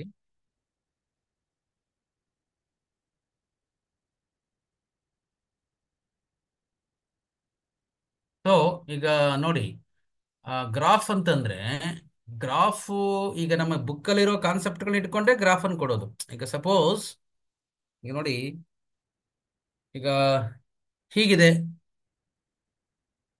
ಫಂಕ್ಷನ್, ಈ ತರ ಫಂಕ್ಷನ್ ಇದೆ, ಇದು 1, ಇದು ಮಾಡ್ಯುಲಸ್ ಆಫ್ x - 1. ಫಂಕ್ಷನ್ ಎಲ್ಲಿ ಡಿಫರೆನ್ಷಿಯಬಲ್ ಆಗಲ್ಲ ಅಂತಂದ್ರೆ x = 1 ಅಲ್ಲಿ ಡಿಫರೆನ್ಷಿಯಬಲ್ ಆಗಲ್ಲ. ಈ ತರ ಒಂದು ಫಂಕ್ಷನ್ ಈಗ ನೋಡಿ, ಈಗ ತುಂಬಾ ಸರಳವಾಗಿ ಅದನ್ನು ಬರಿಬಹುದು. ಈಗ y = x² ಅಂತ ಇದೆ, y = x², ಇದು. ಸೊ ಈ ಫಂಕ್ಷನ್ ಅನ್ನ ನೋಡಿ, ಈ ಫಂಕ್ಷನ್ ಮಿನಿಮಮ್ ವ್ಯಾಲ್ಯೂ ಯಾವುದು ಅಂತ ಕೇಳಿದಾಗ x = 0 is the minimum value, x = 0 is the minimum point. So minimum ವ್ಯಾಲ್ಯೂನು ಕೂಡ x ಗೆ 0 ಹಾಕಿದ್ರೆ 0 ಬರುತ್ತೆ. ತುಂಬಾ ಎಕ್ಸ್ಟ್ರಾರ್ಡಿನರಿ ಕಾನ್ಸೆಪ್ಟ್ಗಳನ್ನ, ಗ್ರಾಫ್ಸ್ಗಳನ್ನ ಕೇಳಲ್ಲ. ನಿಮ್ಮ ಬುಕ್ಕಲ್ಲಿ ಇರೋದನ್ನೇ ಒಂದು ಫಿಗರ್ ಹಾಕಿ ಕೊಡ್ತಾರೆ. ಈಗ ಟ್ರ್ಯಾಂಗುಲರ್ ಈಗಷ್ಟೇ ಹೇಳಿದ್ನಲ್ಲ, ಇದು ಇದು ಈ ತರ. ಇದು ನೋಡಿ, ಅವ್ರು ಹೀಗೆ ಕ್ವಶನ್ ಕೇಳೋ ಬದಲು ಇದು ಹೀಗೆ ಕೇಳ್ತಾರೆ, BC ಇದು ಹೀಗೆ ಎ ಅಂತ, ಹೀಗೆ. ಇದರಲ್ಲಿ BC ಅನ್ನೋದನ್ನ 2B ಅಂತ ಕೊಟ್ಟಿದ್ದೀವಿ, ಹೀಗೆ. CA ಅನ್ನೋದನ್ನ ಏನು 2C ಅಂತ ಕೊಟ್ಟಿದ್ದೀವಿ, ಸಾರಿ 2A ಅಂತ ಕೊಟ್ಟಿದ್ದೀವಿ. ಹಾಗಾದ್ರೆ BA ಏನು ಅಂತ, ಈ ತರ. ಇದು triangular law of addition of vectors concept ಮೇಲೆ ಇರೋದು. ಫಿಗರ್ ಬೇಸ್ಡ್ ಕ್ವಶನ್, ಗ್ರಾಫ್ಸ್ ಅಂತ ಅಲ್ಲ. ಗ್ರಾಫ್ ಅಂತಂದ್ರೆ ಇಡೀ ನಿಮ್ಮ ಪ್ರಾಬ್ಲಮ್ಗಳೇ ಗ್ರಾಫ್ ಇರುತ್ತೆ ಅಂತ ಅಲ್ಲ. ಗ್ರಾಫ್ಸ್ ಅನ್ನೋ ಕಾನ್ಸೆಪ್ಟ್ ಫಿಗರ್ ಬೇಸ್ಡ್ ಕ್ವಶನ್ ಅಂತ ಹೇಳ್ಬೋದು ಅಷ್ಟೇನೆ. ಆಮೇಲೆ ಕಂಟಿನ್ಯೂಟಿ ಮೇಲೆ ಒಂದು they may ask on whether it is continuous or differentiable ಅಂತ. ಹಂಗಂತ ಹೇಳಿ ಬುಕ್ಕಲ್ಲಿರೋ ಎಲ್ಲದನ್ನು ಅಂದ್ರೆ ಈ ಕಂಟಿನ್ಯೂಟಿ ಮೇಲೆ ಕೊಡ್ತಾರೆ ಅಂತ ಅಲ್ಲ.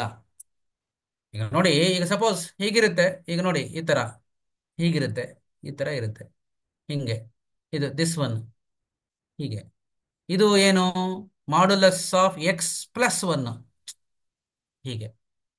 ಇದನ್ನ ನೀವು ಇಲ್ಲಿ ಕೆಳಗಡೆ ಬರೆದ್ರೆ ಮಾಡ್ಯುಲಸ್ ಆಫ್ x+2, ಇದು x+2, ಸರಿ, ಇದು 2 ಆಗಿದ್ರೆ ಇದು 1 ಆಗಿರುತ್ತೆ ಹೀಗೆ. ಸೊ ಹಾಗಾದ್ರೆ ಇದರ ಮ್ಯಾಕ್ಸಿಮಮ್ ವ್ಯಾಲ್ಯೂ ಏನು ಎಕ್ಸಿಸ್ಟ್ ಆಗಲ್ಲ, ಯಾಕಂದ್ರೆ ಇದು ಹಿಂಗೆ ಹೋಗ್ತಾನೆ ಇರುತ್ತೆ. ಮಿನಿಮಮ್ ವ್ಯಾಲ್ಯೂ ಏನಾಗಿರುತ್ತೆ, x ನೋಡಿ ಇಲ್ಲಿ ಮಿನಿಮಮ್ ವ್ಯಾಲ್ಯೂ ಇದರಲ್ಲಿ ಈ ಪಾಯಿಂಟ್ ಅಲ್ಲಿ ಮಿನಿಮಮ್ ವ್ಯಾಲ್ಯೂ ಎಕ್ಸಿಸ್ಟ್ ಆಗುತ್ತೆ. ಹಾಗಾದ್ರೆ ಎಲ್ಲಿ ಡಿಫರೆನ್ಷಿಯಬಲ್ ಆಗಲ್ಲ ಇದು, ನೋಡಿ ಇಲ್ಲಿ ನೋಡಿ, ಇದು ಇಲ್ಲಿ ಇದೆಯಲ್ಲ, ಇದು ಇಲ್ಲಿ ಡಿಫರೆನ್ಷಿಯಬಲ್ ಆಗಲ್ಲ. x = 0 ನಲ್ಲಿ ಇದು ಡಿಫರೆನ್ಷಿಯಬಲ್ ಆಗಲ್ಲ. So how we can take ಈ ಪಾಯಿಂಟ್ ಅಲ್ಲಿ ಡಿಫರೆನ್ಷಿಯಬಲ್ ಆಗಲ್ಲ. ಸೊ ಈ ತರದ ಒಂದಿಷ್ಟು ಏನು ಐಡಿಯಾಸ್ಗಳನ್ನ ಹಾಕೋಬೇಕು. ಗ್ರಾಫ್ಸ್ ಅಂತ ಅಂದ್ರೆ ಗ್ರಾಫ್ ಅನ್ನು ಕೇಳಲ್ಲ, ಫಿಗರ್ ಬೇಸ್ಡ್ ಕ್ವಶನ್. ಅದನ್ನ ಹಾಗೆ ಹೇಳ್ಬಾರ್ದು, ಗ್ರಾಫ್ಸ್ ಆಫ್ ಅಂತ ಹೇಳಿ. It is A figure based question, ಏನಾದ್ರೂ ಆಗಿರ್ಬೋದು. Okay, so figure based question ಅಂದ್ರೆ ಈಗ ನೋಡಿ, ನೀವು ಸಪೋಸ್ ಈಗ ಒಂದು ಏನೋ ಹೀಗೆ ಕೊಡ್ತಾರೆ, ಈ ತರ ಕೊಡ್ತಾರೆ, ಈ ತರ ಕೊಡ್ತಾರೆ, ಹೀಗೆ. ಇದು ಇದು ವೆಕ್ಟರ್ ಎ, ಸೊ ಹೀಗಿರುತ್ತೆ ಅಂತ ಇಟ್ಕೊಳ್ಳೋಣ, ಈ ತರ. ಓಕೆ, ಇದು ಒಂದು ಲೈನ್ ಎಲ್ ಆಗಿರುತ್ತೆ, ಇದು ವೆಕ್ಟರ್ ಬಿ ಆಗಿರುತ್ತೆ. ಮತ್ತೆ position vector of the point ಇದು ಏನಾಗಿರುತ್ತೆ, ಇದನ್ನ ವೆಕ್ಟರ್ ಆರ್ ಅಂತ ಇಟ್ಕೊಳ್ಳೋಣ. ಇದು ಪಾಯಿಂಟ್ ಎ ಅಂತ ಕೊಟ್ಟಿರ್ತಾರೆ. ಸೊ ಇದು ವೆಕ್ಟರ್ ಎ ಪೊಸಿಷನ್ ವೆಕ್ಟರ್ ಒಂದು ಫಿಗರ್ ಕೊಡ್ತಾರೆ. ಹಾಗಾದ್ರೆ ಇದರ ಈಕ್ವೇಶನ್ ಏನು ಕಂಡಿರಿ ಅಂತ, figure based question. This is how this is the vector form, vector r is equal to vector a plus lambda times of vector b, ಈ ತರ. Lambda is constant. So this figure based question will be constructed. ಅದು graph ಅಂತ ಅಲ್ಲ. Graph is only a linear programming problem, ಅದನ್ನ ಮಾಡೋದಷ್ಟೇ. So you cannot say it is A graphs question, it is A figure based question. Figure based question ಹೀಗೆ ಬರುತ್ತೆ ಅಂತ ಹೇಳಕ್ಕಾಗಲ್ಲ. It can be taken from anywhere concept. ಈಗ ಈಗ ನೋಡಿ, ಈ ತರ ಹೀಗೆ ಕೊಟ್ಟಾಗ ಸಪೋಸ್ ಒಂದು ಕ್ವಶನ್ ಇರುತ್ತೆ ಹೀಗೆ, ಈ ತರ. ಸೊ ಒಂದು ಹೀಗೆ ಗ್ರಾಫ್ ಕೊಡ್ತಾರೆ, ಇದು ಒಂದು sin x ಗ್ರಾಫ್ ಕೊಡ್ತಾರೆ, ಈ ತರ ಹೀಗೆ ಹೀಗೆ. ಸೊ ಇದು 0, π/2, ಇದು π, ಇದು 3π/2, ಹೀಗೆ. ಸೊ ಈ ಫಂಕ್ಷನ್ ಎಲ್ಲಿ ಈಗ ಆ, ಏನು ಫಂಕ್ಷನ್ ಇನ್ವರ್ಸ್ ಎಕ್ಸಿಸ್ಟ್ ಆಗುತ್ತೆ ಬಿಟ್ವೀನ್, ಹೀಗೆ ಎಲ್ಲಿ ಈ ತರ ಕೊಡ್ತಾರೆ 3π/2 2π ಅಂತ. ಬಿಟ್ವೀನ್ π/2 ಟು 2π ನಲ್ಲಿ 2π ನಲ್ಲಿ ಎಲ್ಲಿ ಇನ್ವರ್ಸ್ ಎಕ್ಸಿಸ್ಟ್ ಆಗುತ್ತೆ, ಯಾವ ಇಂಟರ್ವಲ್ ಅಲ್ಲಿ ಇನ್ವರ್ಸ್ ಎಕ್ಸಿಸ್ಟ್ ಆಗುತ್ತೆ ಅಂತ. ಯಾವುದು? Sine x. ಖಂಡಿತ. ನೋಡಿ, ನಾನು ಈಗಾಗಲೇ ಹೇಳಿದೆ ಅದನ್ನ. ಈ ಇಂಟರ್ವಲ್ ಅಲ್ಲಿ π/2 ಟು 3π/2 ನಲ್ಲಿ strictly decreasing function, strictly decreasing function ಅಲ್ಲಿ π/2 ಟು 3π/2 ಇನ್ವರ್ಸ್ ಫಂಕ್ಷನ್ ಎಕ್ಸಿಸ್ಟ್ ಆಗುತ್ತೆ ಅಂತ ಬರಿಬೇಕು. ಸೊ ಈ ತರದ ಫಿಗರ್ ಬೇಸ್ಡ್ ಕ್ವಶನ್ ಅನ್ನ ಪ್ಲೆಂಟಿ ಇದೆ, ಗ್ರಾಫ್ಸ್ ಅಲ್ಲ. ಸೊ ಅದು ಹೇಗಿರ್ಬೇಕು ಅಂದ್ರೆ, ನೀವು ಕಾನ್ಸೆಪ್ಟ್ಗಳನ್ನ ಅರ್ಥ ಮಾಡ್ಕೊಂಡಿದ್ರೆ ಮಾತ್ರ ಗೊತ್ತಾಗುತ್ತೆ. ಇದನ್ನ ಪ್ರಾಕ್ಟೀಸ್ ಮಾಡ್ಲಿಕ್ಕೆ ಏನ್ ಮಾಡಬೇಕು ಅದನ್ನೇ ಹೇಳಿದೆ ನಾನು. ಡಿಪಾರ್ಟ್ಮೆಂಟ್ ಕ್ವಶನ್ ಬ್ಯಾಂಕ್ ಅಂತ ಏನಿದೆ ಅದರಲ್ಲಿ MCQ ಇದೆ ಅಲಾಂಗ್ ವಿತ್ ಆನ್ಸರ್. ಆ ಫಿಗರ್ ಬೇಸ್ಡ್ ಕ್ವಶನ್ ಅನ್ನ ಅರ್ಥ ಮಾಡ್ಕೊಳ್ಳೋದಕ್ಕೆ ಕ್ವಶನ್ ಬ್ಯಾಂಕ್ ಅನ್ನ ನೋಡಬೇಕು. Not A guide. None of the guide will be helpful. ಇದು ನಮ್ಮ ಪ್ರಗತಿ DPUE ಪ್ರಗತಿ.com, DPUE ಪ್ರಗತಿ ಅಂತ ಗೂಗಲ್ ನಲ್ಲಿ ಸರ್ಚ್ ಮಾಡಿ. So you will get the question bank, ಅಥವಾ question bank in mathematics for second PUC ಅಂತ ಸರ್ಚ್ ಮಾಡಿ. You will get this question bank. ಅದರಲ್ಲಿ MCQ ನೋಡಿ. You will get a plenty of figure based question.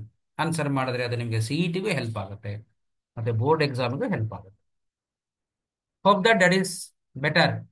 So you cannot say graphs of continuity ಮತ್ತು differentiability ಅಂತ. ಏನೇ ನೀವು graphs ಅನ್ನ ಯಾವುದೇ ಇಲ್ಲಿ ನಾನು ಡಿಸ್ಕಸ್ ಮಾಡಿದ್ರು ಕೂಡ it may not B the same for the board exam.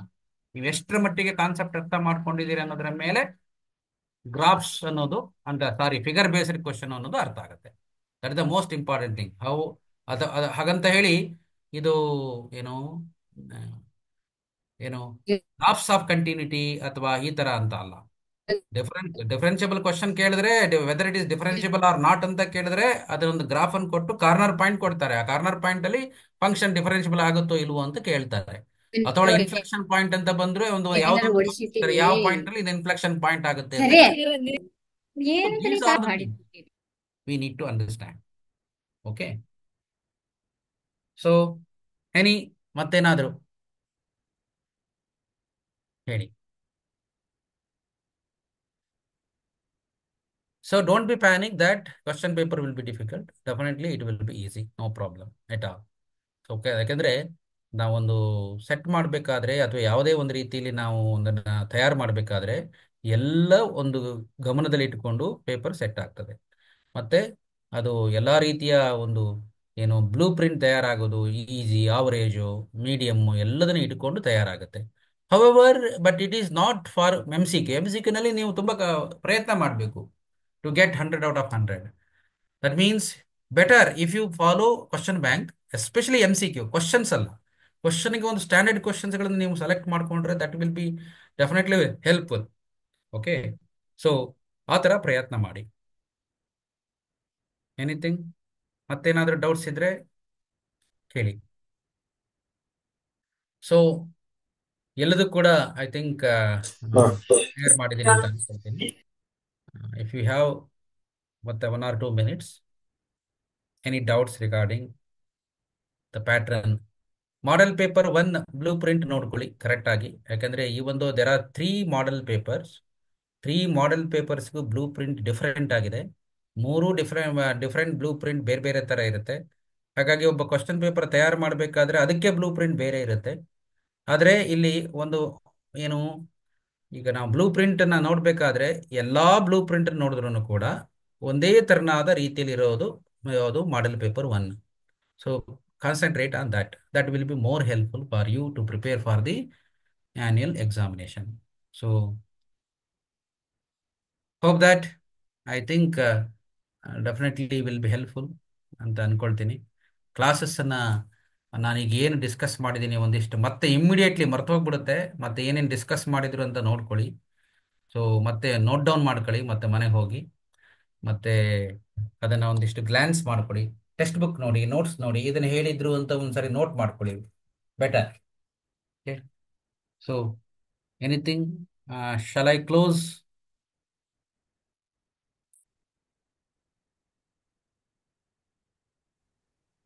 ಮತ್ತೇನಾದ್ರು ಇದ್ರೆ ಹೇಳಿ.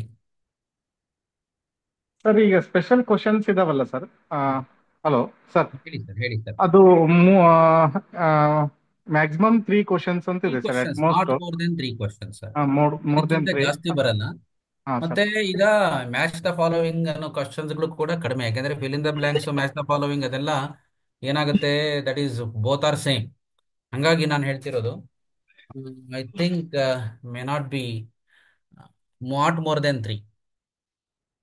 ಸೊ ಆ ಥರದ ಒಂದು 2-3 ಕ್ವಶನ್ಸ್ಗಳು ಹಾರ್ಡ್ಸ್ ಇರುತ್ತೆ.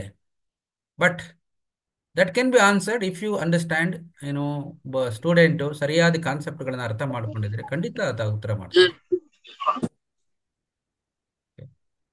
ಮತ್ತೇನಾದ್ರು?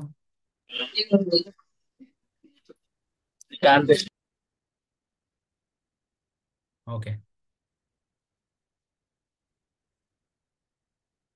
Okay sir. ಸರ್. ನಮ್ಮ ಆ, ಇದು ಹೆಡ್ ಆಫೀಸ್ ಇಂದ ಸರ್, ಡಾಕ್ಟರ್ ತುಕಾರಾಮ್ ಸರ್ ಅಂತಿದ್ದಾರೆ. ಹಾಂ ಸರ್. ಸರ್ ಮಾತಾಡ್ತೀರಾ? ಆ, ನಮಸ್ತೆ. Yes sir.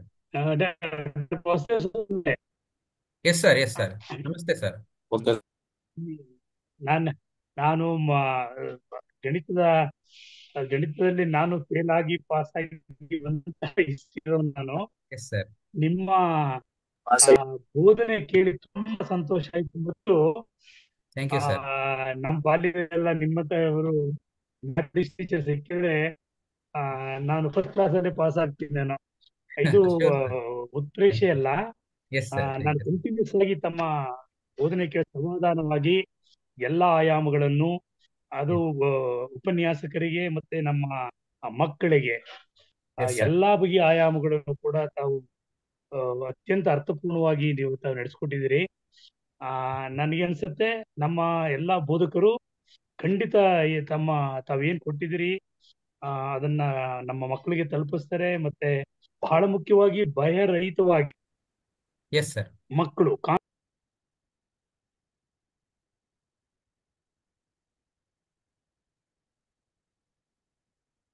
ಸರ್ ಅವ್ರದ್ದು ಏನೋ ಬ್ರೇಕ್ ಆಯ್ತು ಅನ್ಸುತ್ತೆ. Yes sir. Sorry yes sir. Sorry ಇದು ಮಿಸ್ ಆಯ್ತು. ಖಂಡಿತ ಸಾವಧಾನವಾಗಿ ಮಕ್ಕಳು ತಾವು ಏನೆಲ್ಲ ಈಗ ಇಷ್ಟೊತ್ತು 1.5-2 ತಾಸು ಮಾತಾಡಿದ್ರಿ, ಅದನ್ನ ಬಹಳಷ್ಟು ನಮ್ಮ ಮಕ್ಕಳು ಬಹಳಷ್ಟು ಜನ ಬದ್ಧತೆಯಿಂದ ಕಲಿತಿದ್ದಾರೆ. ತುಂಬಾ ಬದ್ಧತೆಯಿಂದ ನಮ್ಮ ಉಪನ್ಯಾಸಕರು ಕಲಿಸಿದ್ದಾರೆ. ನಾವು ಖುದ್ದು ನೋಡಿದಾಗ ಮತ್ತೆ ಮಾತಾಡಿದಾಗ ರಿವ್ಯೂನಲ್ಲಿ ಇಡಿಯವರು ನಮ್ಮ ಎಜುಕೇಶನ್ ಎಲ್ಲ ಮುಖ್ಯಸ್ಥರು ಮಾತಾಡಿದಾಗ ಅವರ ಪ್ರತಿಕ್ರಿಯೆಗಳು ನೋಡಿ ಒಂದು ಭರವಸೆ ಬಂದಿದೆ. ಆ ಭರವಸೆಗೆ ನಿಮ್ಮ ಇವತ್ತಿನ ಈ ಕ್ಲಾಸು ವ್ಯಾಲ್ಯೂ ಆಡೆಡ್ ಅಂತ ನಾನು ಅನ್ಕೊಂಡಿದ್ದೀನಿ. ಇದನ್ನ ಮಕ್ಕಳು ಮತ್ತೆ ನಮ್ಮ ಉಪನ್ಯಾಸಕರು ಇನ್ನಿರುವ ಕಡಿಮೆ ಅವಧಿಯಲ್ಲಿ ಇದ್ರ ಬಗ್ಗೆ ಹೆಚ್ಚು ಆಸಕ್ತಿಯಿಂದ ತಗೊಂಡು ಮಾಡ್ತಾರೆ, ಪರೀಕ್ಷೆಯನ್ನ ಅಚ್ಚುಕಟ್ಟಾಗಿ ನಿರ್ವಹಿಸ್ತಾರೆ ಅಂತ ನನಗೆ ಭರವಸೆ ಬಂತು. Thank you so much sir. ಅಷ್ಟೇ ನನಗೆ ಹೇಳಕ್ ಸಾಧ್ಯ ಇರೋದು. ತುಂಬಾ ಅರ್ಥಪೂರ್ಣ ನಡೆಸ್ಕೊಟ್ರಿ. ನನ್ನ ಕೈಸಿನ ಎಲ್ಲಾ ಮುಖ್ಯಸ್ಥರು ಬೆಳಗಿನ ಪರವಾಗಿ ನಾನು ಕೂಡ ವೈಯಕ್ತಿಕವಾಗಿ ತಮಗೆ ಥ್ಯಾಂಕ್ಸ್ ಹೇಳ್ತಾ ಇದ್ದೀನಿ. Thank you very much. Thank you sir. Thank you. So definitely the students will get benefited, ಮತ್ತು ಅವರು ಖಂಡಿತವಾಗೂ ಕೂಡ ಸರ್ ಇಲ್ಲಿ ಇದನ್ನ ಯುಟಿಲೈಸ್ ಮಾಡ್ಕೊಳ್ತಾರೆ. ಈ ಸಜೆಷನ್ಸ್ ಮತ್ತೆ ಟಿಪ್ಸ್ ಅನ್ನ ನಾನು ಎಲ್ಲ ಉಪನ್ಯಾಸಕ ಬಾಂಧವರಿಗೆ ನಾನು ಹೇಳೋದೇನು ಅಂತಂದ್ರೆ, ಈಗ ಏನು ಸಜೆಷನ್ಸ್ ಮಕ್ಕಳಿಗಿಂತ ನಿಮಗೆ ಹೆಚ್ಚು ಗೊತ್ತಾಗುತ್ತೆ, ಮತ್ತು ಅದನ್ನ ಯಾವ ತರದ ಒಂದು ಪ್ಲಾನ್ ಮಾಡ್ಬೋದು ಅಂತ ಹೇಳಿ ಅದನ್ನ ನಿಮ್ಮದೇ ಆದ ದೃಷ್ಟಿಕೋನದಲ್ಲಿ ಚರ್ಚೆ ಮಾಡಿಕೊಂಡು ಖಂಡಿತವಾಗೂ ಮಕ್ಕಳನ್ನ ತಯಾರು ಮಾಡ್ಬೋದು, ಮತ್ತೆ ಅದನ್ನ ಮಕ್ಕಳಿಗೆ ಮುಟ್ಟಿಸ್ಬೋದು. ಆ ಥರ ಪ್ರಯತ್ನ ಮಾಡಿ. ಸೊ ಖಂಡಿತವಾಗೂ ಕೂಡ ಇದು we will be successful. So ಯಾವುದೇ ರೀತಿಯಲ್ಲೂ ಕೂಡ ನಾವು ಭಯ ಪಡೋದು ಬೇಡ. ಮಾಡೆಲ್ ಪೇಪರ್ಗಳು ಕಷ್ಟ ಇದೆ ಅಂತ ಹೇಳಿ, definitely it will be helpful, ಮತ್ತು ತುಂಬಾನೇ ಅದು ನಮಗೆ ಫ್ರೆಂಡ್ಲಿ ಪೇಪರ್ ಆಗಿರುತ್ತೆ. ಅಷ್ಟೇ ಅರ್ಥದಲ್ಲಿ ಹೇಳಬೇಕು ಅಂತಂದ್ರೆ 100ಕ್ಕೆ 100 ತೆಗೆಯೋದು ಕೂಡ ಚಾಲೆಂಜಿಂಗ್ ಆಗಿರುತ್ತೆ. ಇದನ್ನ ನಾವು ಬಹಳ ಗಮನದಲ್ಲಿ ಇಟ್ಕೊಂಡು ಒಬ್ಬ worth student will get 100, and definitely ಒಬ್ಬ ಪಾಸ್ ಆಗುವಂತ ಒಬ್ಬ ವಿದ್ಯಾರ್ಥಿ ಖಂಡಿತವಾಗೂ ಕೂಡ ಪಾಸ್ ಆಗ್ತಾನೆ, ಅದರಲ್ಲಿ ಅನುಮಾನಗಳೇ ಇಲ್ಲ. ಎಲ್ಲರೂ ನಮ್ಮಲ್ಲಿ ವಸತಿ ಶಿಕ್ಷಣ ಸಂಸ್ಥೆಗಳಲ್ಲಿ ಓದ್ತಕ್ಕಂಥ ಎಲ್ಲ ಮಕ್ಕಳು ಕೂಡ ಟಿಪ್ಸ್ಗಳನ್ನ ಫಾಲೋ ಮಾಡಿದ್ರೆ definitely that will be helpful. ಒಂದು ಉತ್ತಮವಾದ ಫಲಿತಾಂಶ ಬರೋದಕ್ಕೆ ನಾವೆಲ್ಲ ಒಬ್ಬ ಉಪನ್ಯಾಸಕರು ಮತ್ತು ಎಲ್ಲರೂ ಕೂಡ ಪ್ರಯತ್ನ ಮಾಡೋಣ. Thank you very much sir. Thank you sir. Tukaram ಸರ್ಗೂ ಕೂಡ ನನಗೆ ವಂದನೆಗಳು. Thank you sir. Thank you sir. Thank you so much. Thank you. ಸರಿ ಸರ್, ಹಾಗಾದ್ರೆ ಕ್ಲೋಸ್ ಮಾಡಿ. ಹಾ ಸರ್. ಎಲ್ಲ ಮಾನ್ಯ ಅಧಿಕಾರಿ ವೃಂದದವರ ಪರವಾಗಿ ತಮಗೆ ಧನ್ಯವಾದಗಳು ಸರ್. ಕ್ಲಾಸ್ ಅತ್ಯದ್ಭುತವಾಗಿತ್ತು. ನಮ್ಮ ಎಲ್ಲಾ ಉಪನ್ಯಾಸಕರು ಮಾರ್ಗದರ್ಶನದಲ್ಲಿ ಎಲ್ಲಾ ವಿದ್ಯಾರ್ಥಿಗಳು ಅತ್ಯಧಿಕ ಅಂಕಗಳನ್ನ ಗಳಿಸಿ ಮಾನ್ಯ ಇಡಿ ಸಾಹೇಬ್ರ ಒಂದು ಮಾರ್ಗದರ್ಶನದೊಳಗ ಡಾಕ್ಟರ್ ತುಕಾರಾಮ್ ಸರ್ ಅವರ ಒಂದು ಮಾರ್ಗದರ್ಶನ, ಸಲಹೆ ಸೂಚನೆಗಳು ಮತ್ತು ಬೆಳ್ಳಾಸಟ್ಟಿ ಸರ್ ಅವರ ಸಲಹೆ ಸೂಚನೆಗಳ ಅನುಸಾರವಾಗಿ ಇವತ್ತಿನ ಒಂದು ಕ್ಲಾಸ್ ಯಶಸ್ವಿಯಾಗಿದೆ.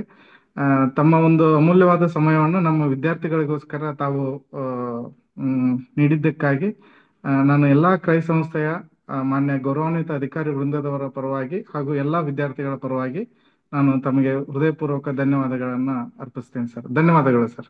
Thank you sir. ಎಲ್ರಿಗೂ ಕೂಡ ಧನ್ಯವಾದಗಳು. ಕಾರ್ಯನಿರ್ವಾಹಕ ನಿರ್ದೇಶಕರಿಗೆ, ಬೆಳ್ಳಾಸೆಟ್ಟಿ ಸರ್ಗೆ, ತುಕಾರಾಮ್ ಸರ್ಗೆ, ಮಲ್ಲಿಕಾರ್ಜುನ ಸರ್ಗೆ, ಎಲ್ಲ ಪ್ರಾಂಶುಪಾಲರಿಗೆ ನನ್ನೆಲ್ಲ ಧನ್ಯವಾದಗಳನ್ನು ಹೇಳ್ತಿ ನಾನು ನನ್ನ ಕ್ಲಾಸನ್ನು ಮುಗಿಸ್ತಾ ಇದ್ದೀನಿ. Thank you very much sir. Thank you. Thank you sir.